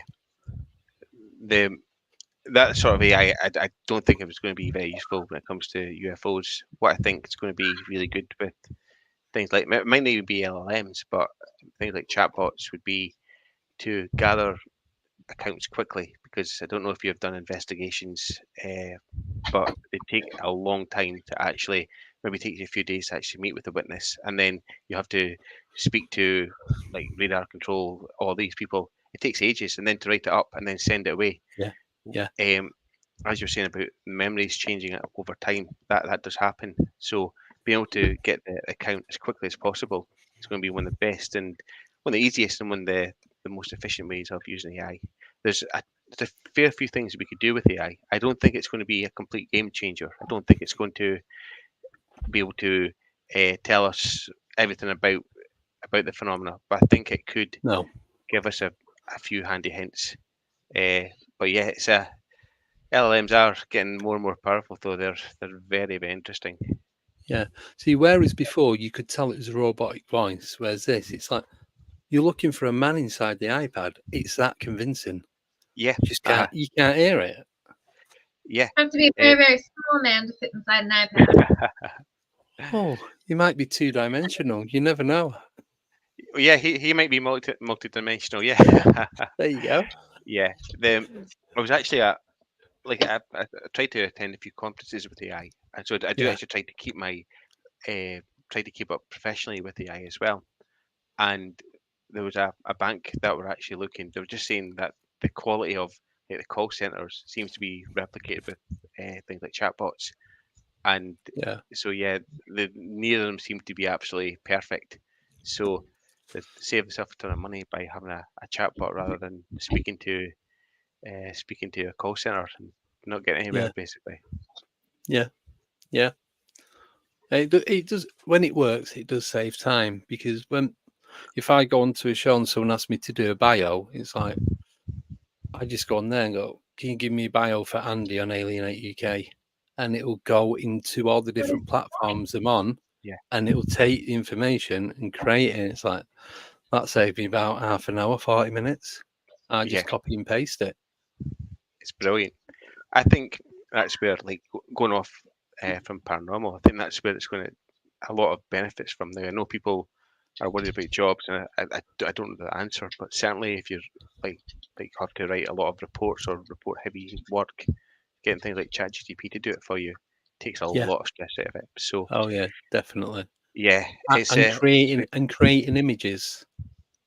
Yes. Yeah.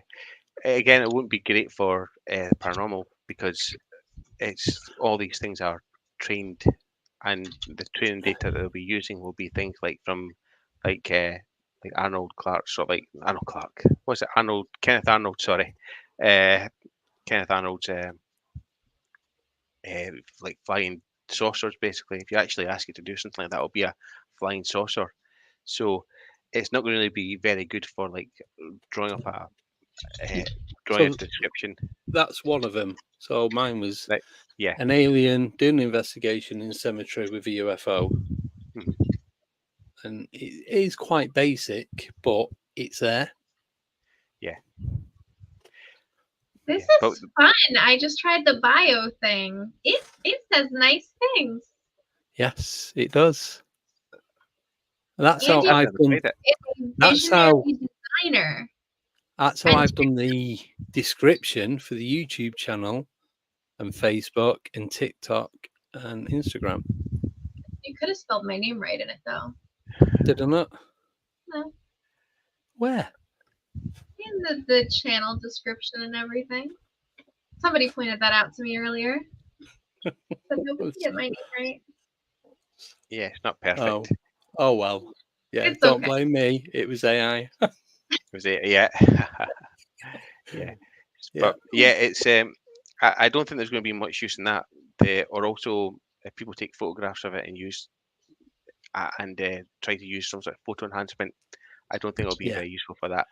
But it does have its uses. I've tried that, and it ruins.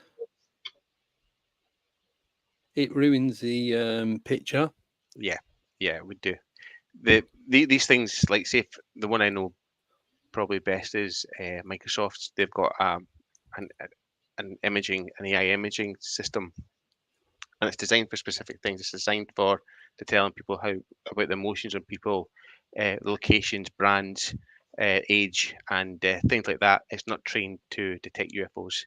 And even if we could do it, we don't have enough data. And if you look at like Euphorics data set, the most recent UFOs that have been reported are either things that seem to change shape or just are being described as lights. So it's very difficult to train AI images for photo enhancement or for image or any sort of images, because we just don't have the data to train it on. It's just too bizarre and too weird and too changes too much. So yeah, it's one of the things that AI is well known for, but I just don't think it's going to have much use with UFOs. No. AI No. lies though, because I'm reading this bio and it is not true. Because I asked it to write a bio for me too. Okay. Oh. Big fibber. And what? Sorry. It's not true. I don't know. I just use it for what I need it to do, and if it does it, it does it. If it doesn't, I'll think of something else to try. But like you said, Matt, I think it will improve and get better. Yeah. But then I also think the price of it is gonna go up because you're not going to get it for nothing. Well, yeah, the improvements have been colossal in the past month with the O2, the O1 architecture, which has increased comprehension massively.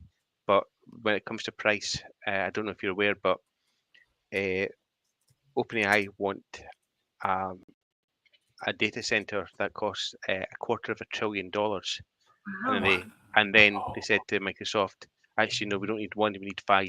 So it's going to be 1.5 trillion to get things like ChatGPT 6 and 7 going. And it's just because what's happening is that they're actually getting to limits of how well these models can be. And the only way to actually now improve them is actually to scale up.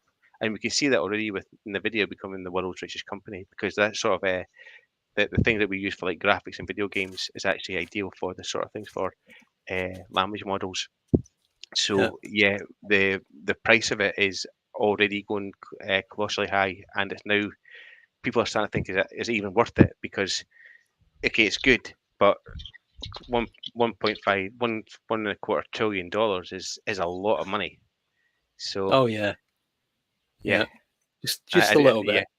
Yeah, and the amount of the power consumption for these things are just insane.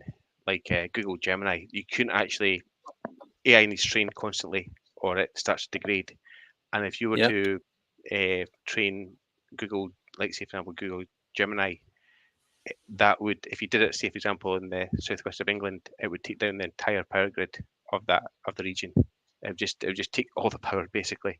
So yeah, the costs are going through the roof. It's just crazy. Yeah. Right. Well, we have come up to the end. These hours are going too quick. It is. I know. It's not the older you get, the time goes quicker. The later it gets, the time goes quicker. That's what I'm finding. Massive thank you, Mark, for coming on. No problem at all. Appreciate it. And yeah, just if you want to come on again at any time, whether it's just you or you and Chris, you're more than welcome to come back on and just do like the normal show that we do. That'd be great. Be a pleasure. And hopefully we can get the AI working how we want it to by then. Well, yeah, I'll maybe leave that of AI and let somebody else do that instead. Give it, Chris. Chris will do it. No, thanks for coming on. It's been an absolute pleasure. Cheers. Because I want to connect with my friend who does what you're trying to do. Yeah. Yeah, I think I can get your details off Nicola anyway. So, but I'm sure I'm friends with you on Facebook. No, but I've seen you. I was actually looking on Facebook. Have you got the tattoo of the aliens on your hand? Yeah, that one. I was trying to do my research. It was a pretty cool tattoo, actually. Oh, thank you. Yeah, I'll add you onto Facebook now. Yeah. Then I'll drop you a message and we'll sort something out. But Chris has got my number in that anyway, so it's all good. But yeah, just drop me and I'm back on Facebook after the guest after Earl. So it's all good. Yeah. Well, cheers, folks, and I'll speak to you another time. Yeah. Enjoy the rest of your weekend. Take care, Matt. Cheers. Bye. Right. See you soon. Bye-bye. Right. So we've now got the wonderful, talented Earl Grey Anderson. Hello. Hello. And Hello. welcome. What time is it for you, Andy? How long have you been doing this? 21 hours. 21 hours. Oh my! But I've been See, away. I was very recently just dreaming away. I've been awake. Sunday morning, I sleep in. I set my 35 alarm hours. clock for 8 a.m. I Wow. immediately thought about you, and it's like, oh God, he must be really tired out by now. They thought about us, lay in bed, started laughing, and went back to sleep. Oh man, Hours. no, I got up. You got up. It's good. How are you? I've been Everything doing good. I've been doing Excellent. good. It's good to see I've you. noticed. It's been a while. I've seen how busy you are. Been busy. You are non-stop. The only Gray we would like to Yeah. Yeah. That's a I don't know. I good think one. there's some good ones out there, but I don't know. The ones I met weren't all that nice. Well, at least not up front. But yeah, it's just been busy. I mean, I've been working with my friend Steve Neal, who has this podcast called Breaking the Silence, and he's wonderful stuff that Steve and his wife Mary are doing. That where they take experiencers' stories and they'll he has a real Steve was the guy that did the CGI work for Star Trek: The Next Generation, and he worked on films like Ghostbusters. Oh, wow. Arachnophobia. It's like, oh my God, you worked on that movie, but special effects guy. But he's also an experiencer, a lifelong experiencer. He did Whitley Strieber's book covers for him and stuff like that. Actually did a film with Whitley. And he does these short films where he'll bring an experiencer into the studio. If they're from, not California or out of state or even, I guess, out of country. If the person has a good camera on their computer, they can give their story, their testimony, whatever you want to call it, and send that to him, and then he'll do the CGI representation of that person's experience. And he's very, very careful about being attuned to the details. That's the big problem with Hollywood, is that they'll take a real story and they'll mess with it. Fire from the Sky is a good example. Travis Walton, I've talked with him about that film, and he's not very happy with I've heard that. Yeah, they said, I don't want to hear any more about these little creatures with black eyes. We're going to get away from that. If I hear about little creatures with black eyes one more time, I'm shutting this down. And they took a lot of liberty on his story, and that's kind of the way it goes out there. They're not really concerned about accuracy or getting the real story out. So I'm really happy. I actually have been doing sound for Steve, so he can just work the camera, and he's got a very professional studio put together, and he lives like over the hill from me here in Southern California. So he's really close. When I met these guys, it was like, where have you been all my life? So I've been working with them recently, and that's new. Still, of course, running MUFON Southern California, and I've got my little team of 12 field investigators that I've personally mentored. I'm very, very proud of. I mean, it's the team that I have. I'm very, I guess I boast a lot, but I mean, I've got like a retired police detective. I have a guy who still works currently as a private eye for one of my field investigators. aerospace engineer. It's like kind of, cream of the crop as far as, my people go. So I'm really happy. I mean, my feeling with my team here is that I want to be able to give a case to any one of my teammates and know that it would be, they're going to be just as obsessive about getting down to the truth of it as I would be myself. Yeah. A few years ago, I did a lot of these cases myself, but I wanted to create more of a cohesive team where they're trained and they can kind of run with the ball themselves. So that's keeps me busy. Yeah. What do you look for in recruiting team members? What characteristics? I find everybody brings a gift to the table. If they have the desire to do this, there's usually a deep reason for it. I mean, there's no money in this. We're all volunteers. It's not like you get paid for your casework, No. So really, everybody, I have for instance, one of my field investigators is a realty agent, right? But she's very, very good at talking with people, very good at listening, and she's one of my experience or resource team members. I got another woman here who worked for years for a major television station, or it's MSNBC or CBS, or she was working for the big guys, and she's just very, very knowledgeable again about being able to get down to the truth of things, and people will talk with her. She's a wonderful people person. So I find that everybody brings a gift to the table. I sometimes don't know what it is up front, and then I find out. Yeah, it's a nice surprise. Yeah. But I just look for open-mindedness.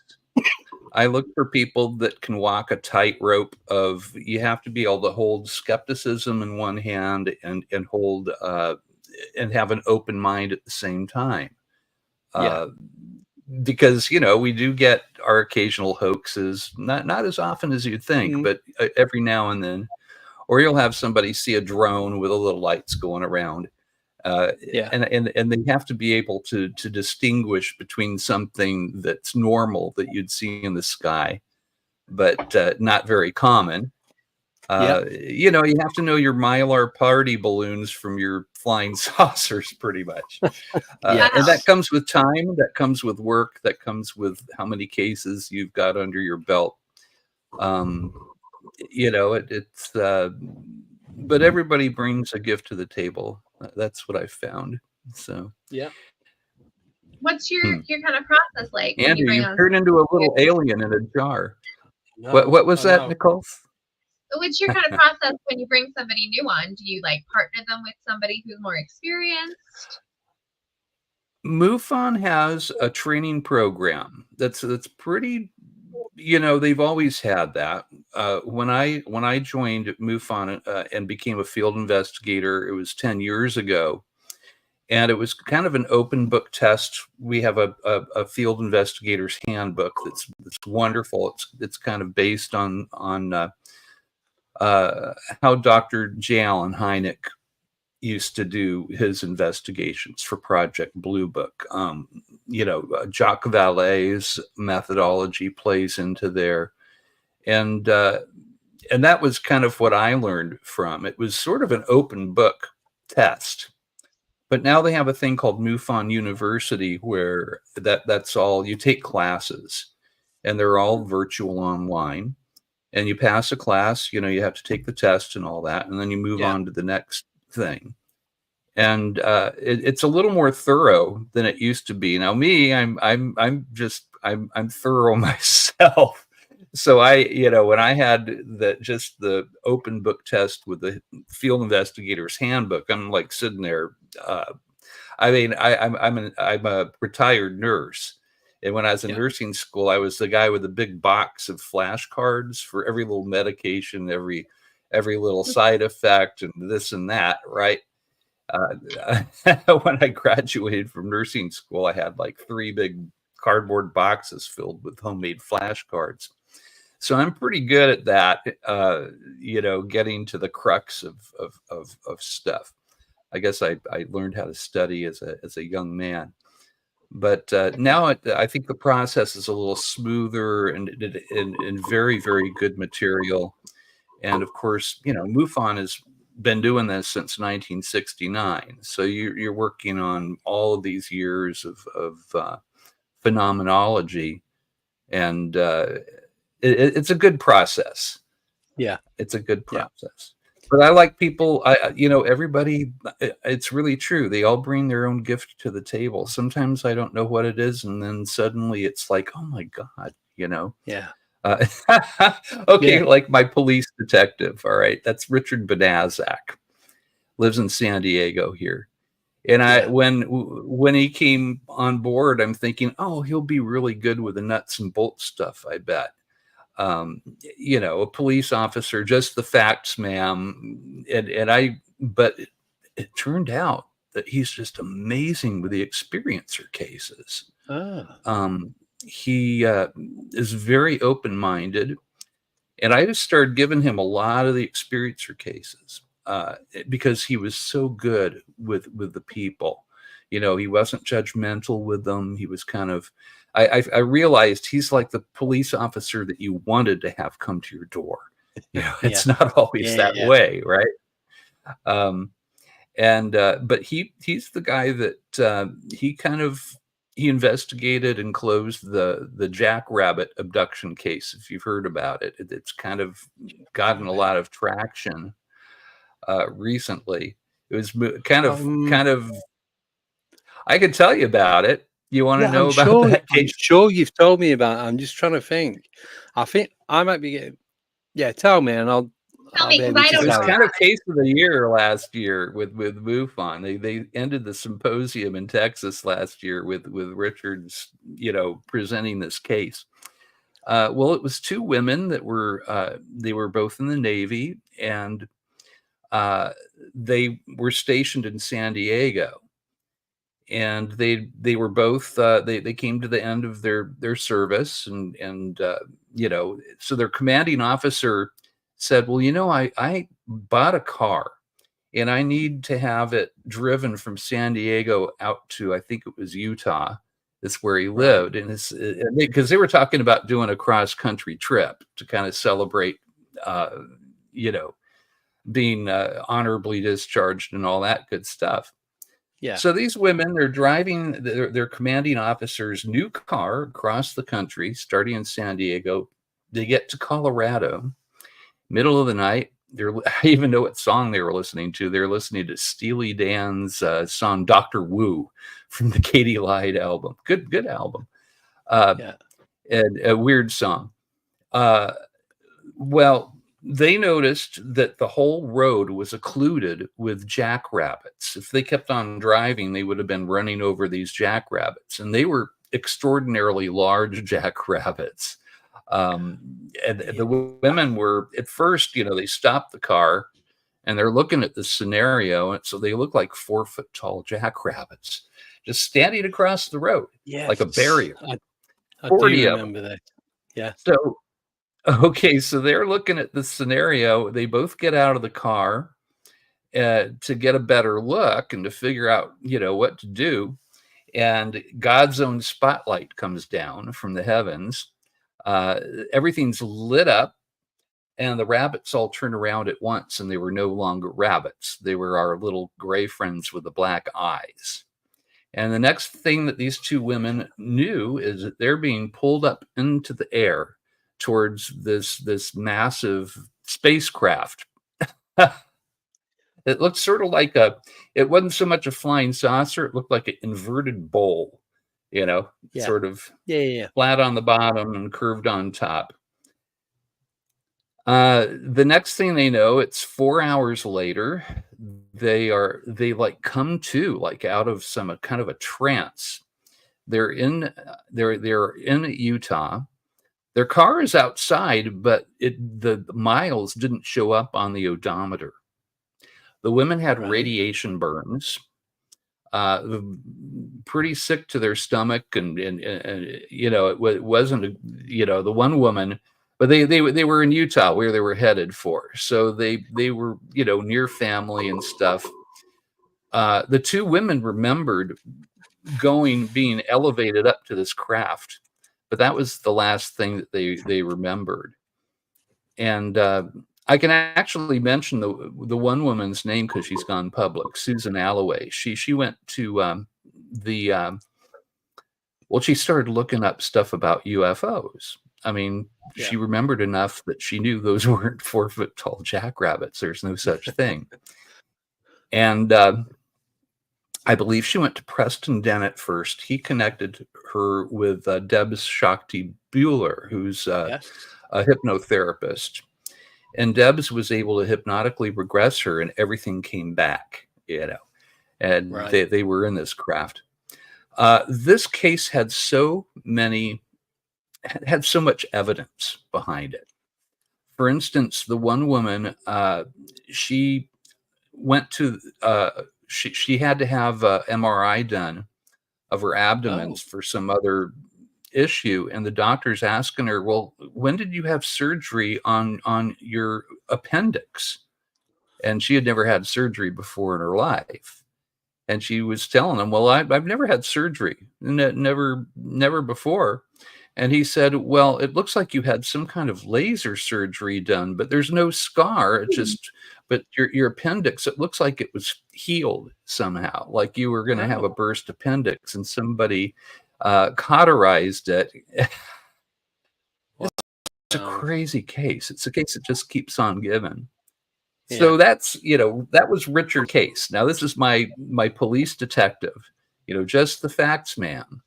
But he understands this phenomenon and how strange it can be, to the point where this didn't raise an eyebrow for him. He was very professional in there, and it was kind of, you know, case of the year. They don't really give that award at MUFON, but we did present. We had a presentation at the symposium, Best of the ERT, and that was the grand finale, and then the symposium was over. That was it. So but that's the type of field investigators I have, and I'm very proud of them. They're all wonderful. Because I know you're always going out for meals, you and your team. Every time I look on Facebook, you're all sat around the table eating. That is the best way to bond as a team. I know. I'm just jealous, that's all. No, well, come on out. Yeah. I know. Yeah. We're all meeting up in Gettysburg. I'm hoping Earl Greg will come to Gettysburg too. Yeah. Are you in Gettysburg? Nicole, you live in Gettysburg? No, I'm in New York, but we're planning for Andy to come to Gettysburg next year. Yeah. And everybody's coming. Oh, cool. Everybody in the chat, everybody, all the guests we've had, they're all coming. Yeah. Yeah. Wow, that's great. Wow. Very, very cool. Yeah, I think it's July. Is it July? September? July. The end of July. Yeah. So give me enough time to save up and get over there. Yeah. So I went. You see, I went the opposite. I'm really want to go to the UK, but I have never been there. We'll just swap. We'll swap. They'll do like exchange. Exactly. Exchange students. There you go. That'll work. Yeah. So I've got a question. Sure. Sorry, go on. Well, I'm a Beatles obsessive, right? So I'm going to want to go to Liverpool and all that. Yeah. I used to go drinking around there, so I can show you. Yeah. It's all good. Cool. Yeah. The only thing is like 7 caverns, so you don't actually know which one is a real one. Every other pub is called the Cavern. So yeah. Right. Got a proliferation of Kevins, huh? Yeah. So, question for you. So this is about the music side of what you do. Mm-hmm. So I think I remember this right. That you were friends with the guy out of Yes. Is that correct? Mm-hmm. Or you are friends? Yeah, that's Chris Squire. It was Chris Right. So Squire. We lost him about 9 years ago, sadly. But Chris was okay. their bassist. Very, very Right. dear guy. Yep. I strange the way I met him. It was just one of those synchronicities that I seem to experience in my life. Yeah. I was friends with the woman who is to be his wife eventually, but I Yes. guess that she met him when she was a minor, and but she hooked up with him at a Yes concert in Hawaii. She got backstage, and he fell head over heels in love with her, and they were Wow. inseparable. So I was sort of Chris's adopted friend through his wife. You know, she was Yeah. you know, platonic Yeah. friend of mine. So it wasn't Yeah. uncomfortable or anything, you know. Right. But yeah, Yeah. and Chris had Yeah. he had a close encounter with a UFO. Yes. Yeah, I remember you telling me that. But do you know Steve Howe out of Yes? I've met Steve a few times, and but he's like acquaintance. I don't know if he would Right. remember me, but it's been some years since I've Yeah. hung out with him. Right. So no, we had a When guest Chris on was earlier. around, Yeah. Oh, sorry. Go on. It's okay. well, you know, when Chris was around, I'd get backstage every time, you know, Yes was in Yeah. town, or we'd go out of town, and you know, we'd always have backstage passes and stuff. Yeah. And now it's Excellent. kind of, yeah, I know who to ask, but I feel uncomfortable because this is his hometown. Yeah. And Yeah. you know, I figure, yeah, he's probably already divvied out all the passes he has, you know. But I guess I should ask anyway. I don't know. Yeah. Yeah. Just ask. You can only Yeah. say no. Yeah, So doesn't hurt. yeah. No. So we had a guest on earlier called John Phillips. Now I just wrote the name down. I can't remember the exact question. I'm hoping somebody can help me. He did some music with Steve Howe. Is that correct? Ooh. Or John Anderson? Oh, John. Yeah.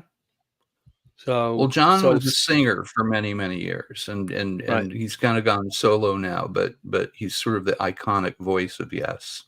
Right. So John Phillips. I just wondered if you knew John Phillips. So John Phillips is from the UK. It's just because when he said about he knew the band member out of Yes, I thought, well, I know Earl. Yeah, obviously. You knew one of the band members, but I couldn't remember who it was. So I was just trying to like link the dots. John Anderson lives in, I think, San Luis Obispo. He used to. I think, I don't know if they had two houses. I think he had one in Calabasas area and one in San Luis Obispo by the shore. But he's another guy. Apparently had ET contact. It's very weird how. What is that about? I mean, John Lennon had, you know, a close encounter with the craft, and Chris. Yeah, that exactly. And Chris Squire, the way that I found out about, and it was before I was a MUFON, you know, field investigator or anything. I had my mom's story, and I knew UFOs were real because, you know, I'd been told from an early age. And my mom, you had to listen to her because she had the, you know, the cred behind her.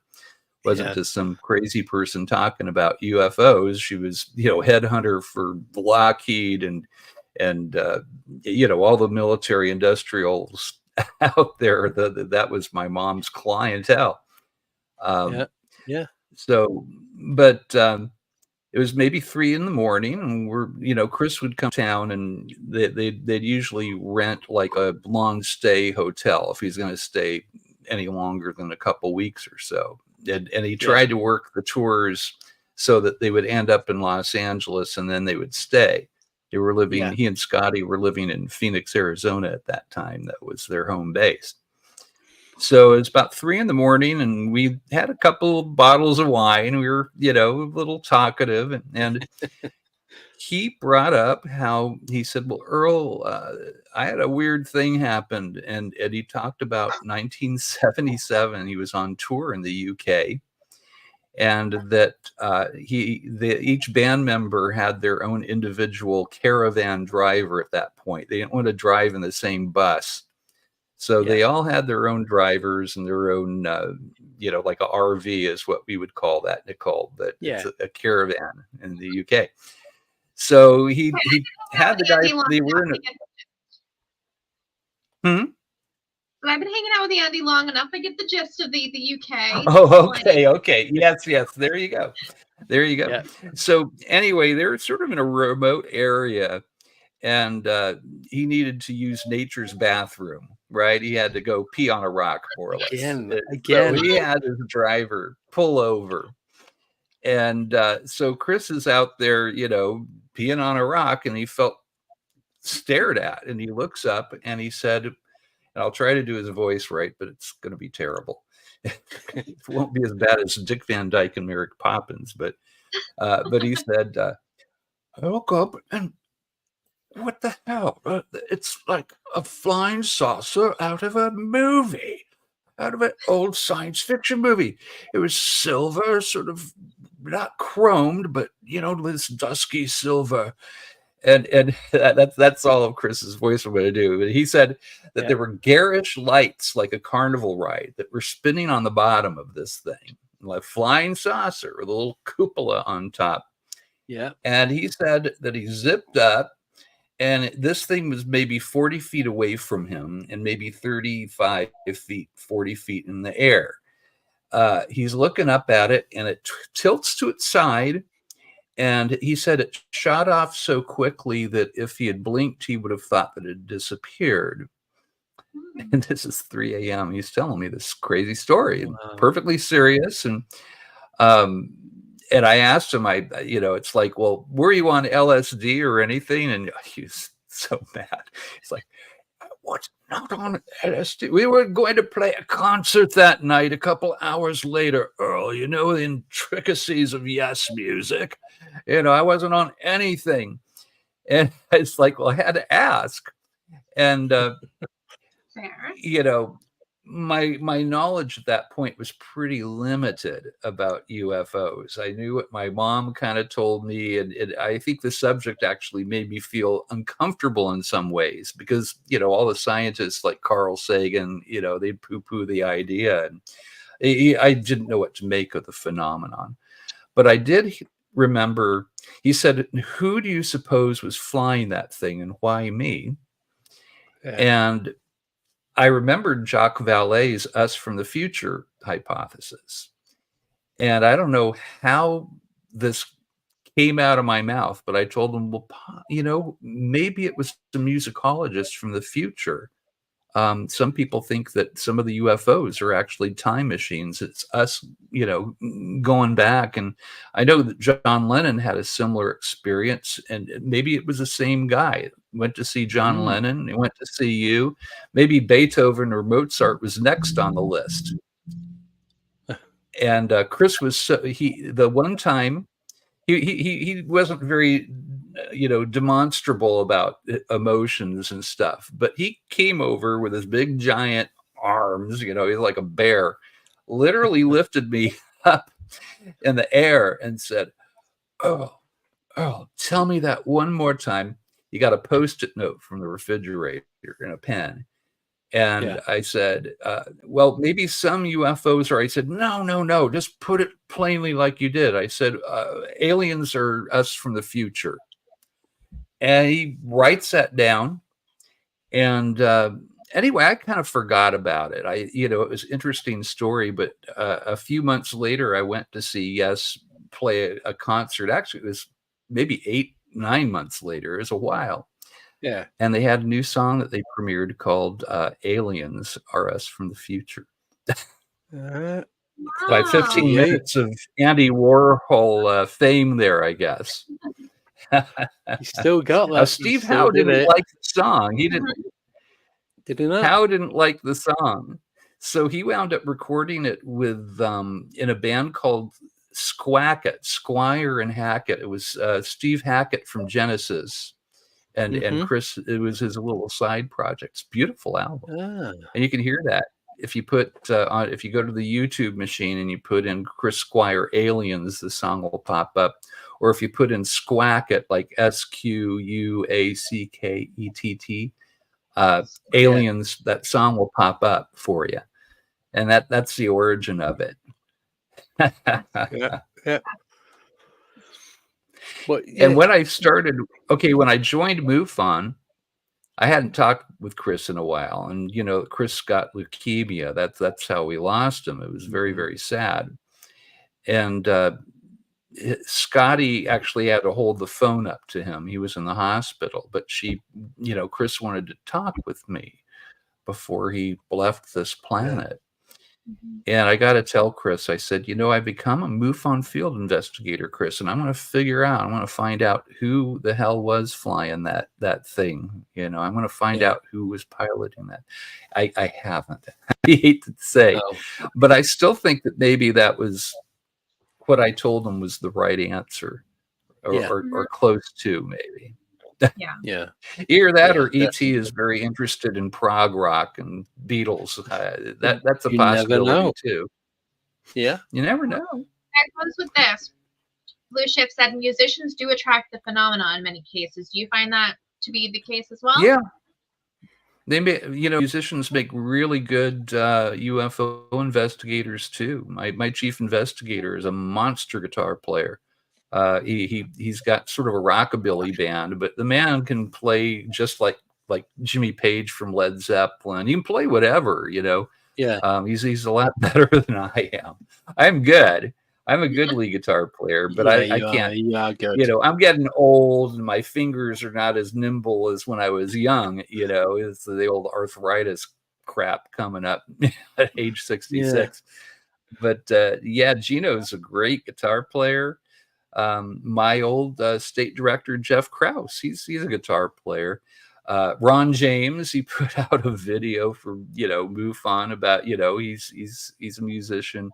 It seems to run in the family. I'm not sure. It's kind of interesting, but maybe it's that hypothalamus pituitary thing. I mean, you have to kind of cull from the artistic side of the brain, I think, to be able to have telepathic communications and things like that. I think it comes from that side of the brain, the creative. So maybe if you're a musician or a writer or artist, you have a propensity for that. Yeah. I've also noticed a lot of healthcare workers. And yeah. I'm well, that's a compassion. Healthcare. Oh, there you go. Yeah. I work in healthcare. There you go. Yeah. I forget, Andy. What do you do in healthcare? I work for a private healthcare company, delivering the meds. Oh, okay. Wow. It's not very exotic, but it's a good job. I enjoy it. It is a good job. I'm happily retired for 4 years now. I couldn't do what I'm doing now. No, and work I'm 12-hour unhappily not retired. There you go. Yeah, I'm working on it. Definitely. I got a long time to go, guys. Shush. Not allowed. Yeah. Told you we'll have to enjoy it. Yeah. I mean, quoting John Lennon, life is what happens when you're busy making plans, right? Very true. So, enjoy it and don't race through it, and it's, it's where we learn everything is in our dealings with people. And, it's important stuff. Yeah. And do you they need people in the health. Yeah. Oh, yeah, definitely. But do you think, just going back to musicians and the phenomena, do you think it could be something to do with the creating of sound? Again, going back to frequency. I think I've said this to you before. I you're think creating harmonics, aren't you? Well, think about this. Our visitors all seem to communicate telepathically with each other. Mm-hmm. if you can communicate telepathically, you don't have to write love sonnets. You don't have to, because what you're thinking and what you're feeling is already being expressed to the other person. They're picking up on it instantaneously. So maybe art, music, it may be a very human thing, because it seems like that's a disability that humanity was born with, is we're not naturally as telepathic as our visitors are. So maybe it really is an interest in how we express our feelings, and maybe we are the ones that write symphonies and they can't. You know, their feelings and their emotions are out there as soon as they happen. You know, there's no block if you're telepathic. They're just out there bopping to the Beatles. Yeah. They're just out there bopping to the Beatles because they can't write music. Yeah, they're just enjoying it. Yeah. Yeah. Definitely. What would alien music be like anyway? I don't know. I mean, there was an Apollo mission, was it Apollo 8, where they heard this weird, eerie music like from a science fiction film outside their space capsule. And they were talking about it on the radio. I mean, where did that come from? So maybe there is alien music. I could be very wrong. But I don't know. That's the kind of stuff I think about. Yeah. That's stuff that keeps ufologists up all night. Keeps you going. Got a couple of questions for you. Sure. Oh, no, we've got a question for you. Riley is asking, was MJ12 real? I think so. There's a lot of people that kind of poo-poo that on, the whole MJ12 thing, but it makes sense. And Stanton Friedman, I have one signed Stanton Friedman book here. When I met Stanton, I brought his MJ12 book to this. It was the first MUFON symposium I ever went to. I had just become a field investigator, and that was the one time I met Stanton. And I brought that book for him to sign, and he's looking at it. He's going, this book caused a bit of a stir out there, Earl. And I said, well, I love your MJ12 book. And he said, I'm really glad. And he signed it really, very nice. Yeah. But Stanton believed that the MJ12 group was real. They keep finding, well, I can't, I have to be careful with this one, but I have a friend that works in, how shall I put it, national park somewhere that has an old ICBM base related to it. And they came across all these old files that were stamped magic eyes only. And that's interesting. Yeah. I think they wound up sending them to do about it. They didn't have the right. But what is magic eyes only? If Majestic 12 didn't exist, where did that come from, right? And Van Everbush, it makes a lot of sense. The people that were all on that, a lot of them were involved in the early atomic programs and all that. And I think that this is all connected. We started, Trinity Site and the saucers started coming. I do think that they're connected. So it makes sense. I mean, they needed people, they needed handlers for this thing. But my mom that's not information she divulged to me. And believe me, I asked her a lot of questions. I tried to get her to talk about Bob Lazar. He sounded like somebody that she would have sent to one of these companies. And I'd heard about his story. I knew about him. And she got real uncomfortable. I asked about him, and she pulled her glasses down, looked up at me, and she said, Bob Laser, that's not a real name. And she went back to what she was doing. Wow. She had a way of not talking about things she didn't want to talk about. Yeah. It's a good way of doing it. Yeah.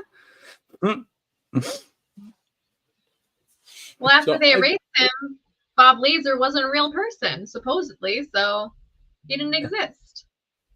Yeah. Yeah, There is that.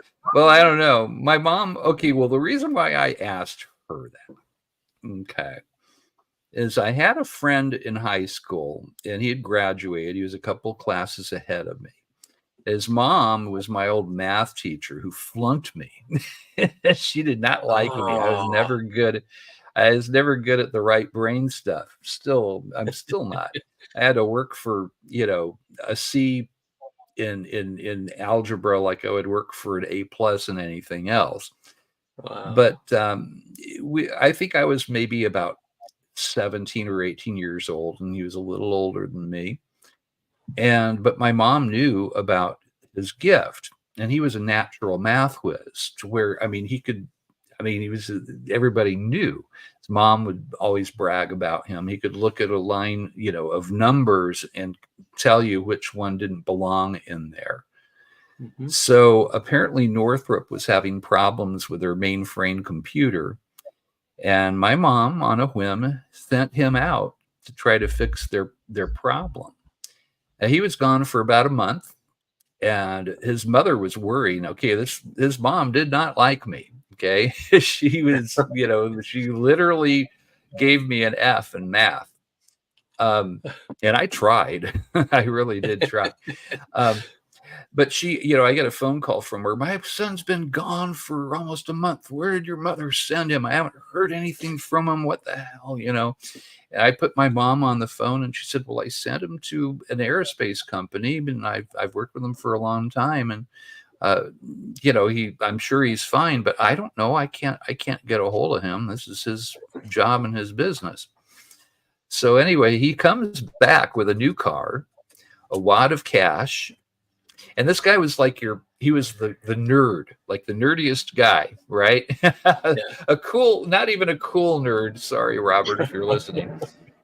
Ooh, I'm being overflown by some big aircraft here. I don't know if you can hear that. Well, anyway, could you hear that?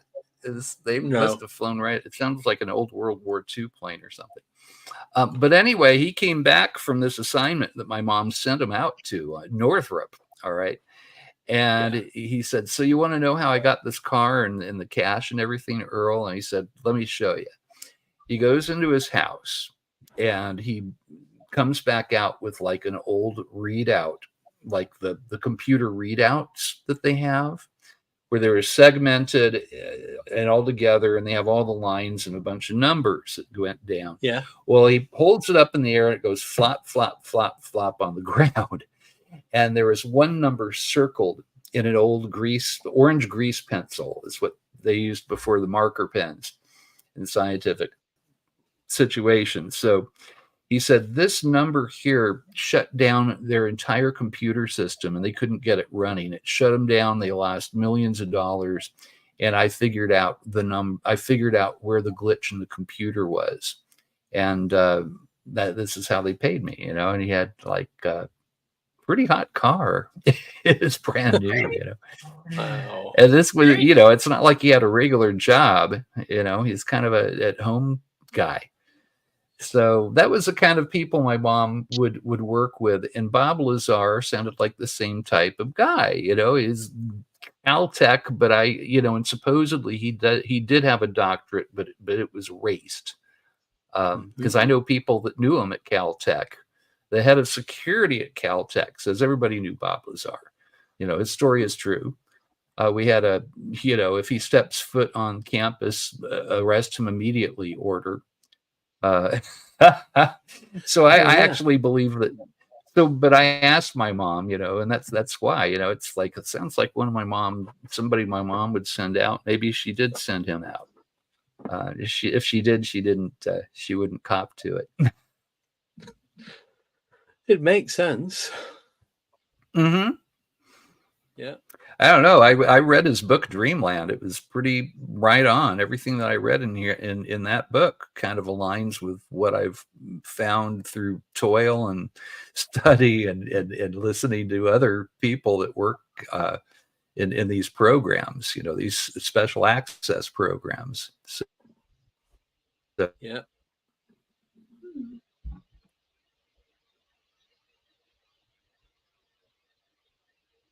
I'll be all right.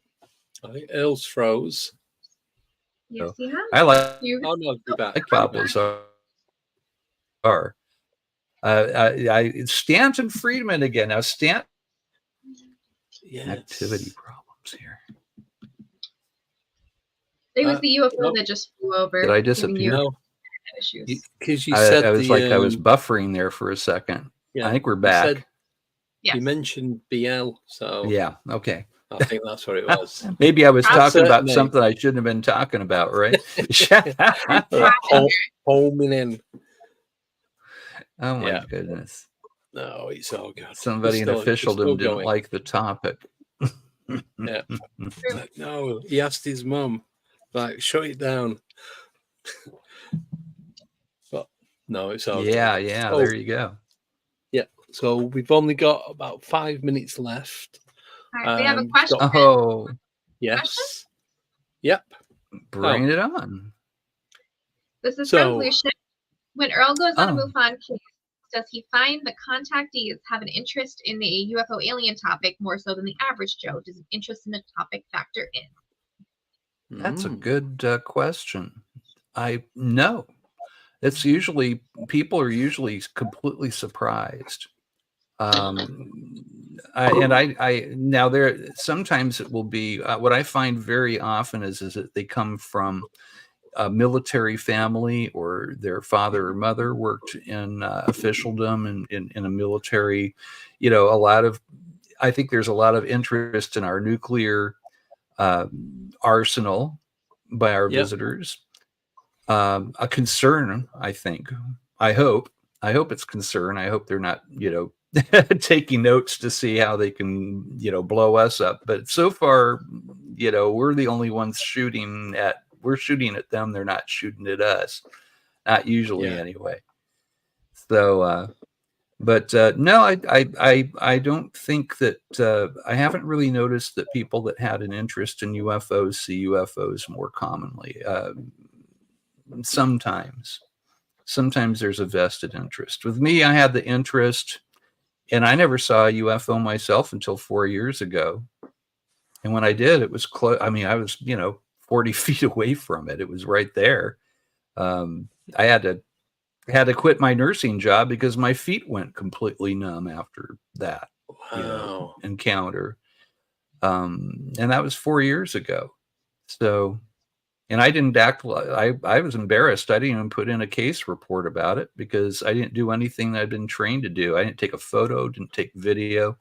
When you're under their influence, and when you're close to them, they run the dialogue, they run the narrative, and you can train into your, best ability.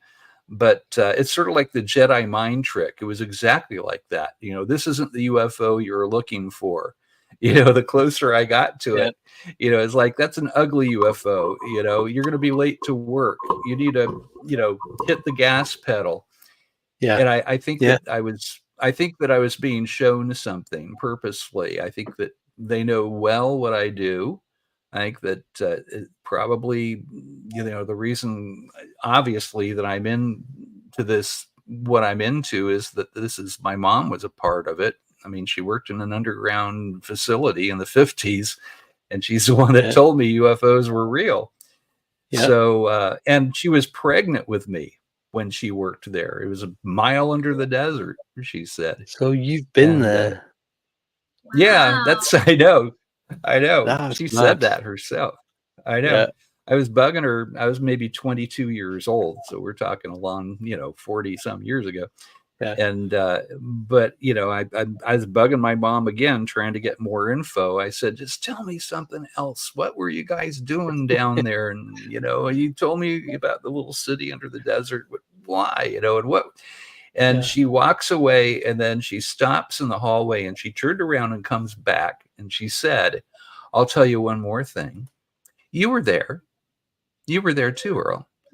And I'm looking at her going, what are you talking about? And she said, I was pregnant with you. You were in my tummy. That was the word she used.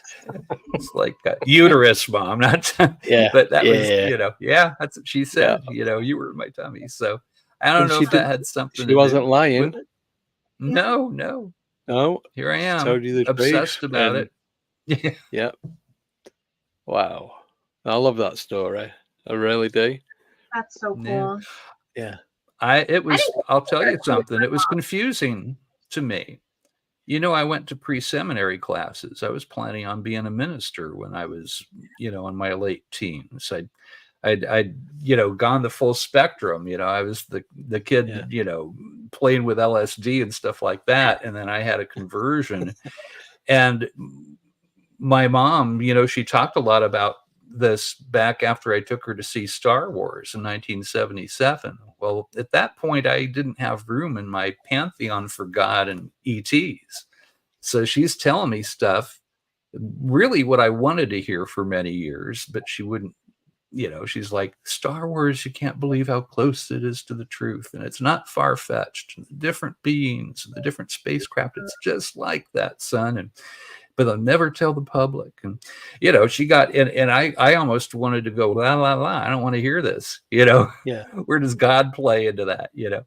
And now, of course, yeah, it all plays into this, and it's all connected, I think. But yeah, I didn't want to hear that info when she gave it to me. And then I spent the rest of my life trying to get more from her, and she wouldn't break her NDAs. Wasn't budging. No. No. Anyway, well, you got one more hour to go, right, Andy? Two more hours. Two more. We can do it. Hours are going quick. We got this. Two and a half. Wow. Yeah. So, well, have fun. No, thank you for having me on. Oh, thank you for coming on. Yeah. Always a pleasure. It really is. It's great to Love having officially you guys meet on. you. Yes. Mhm. So, yeah. Enjoy your weekend. Yes.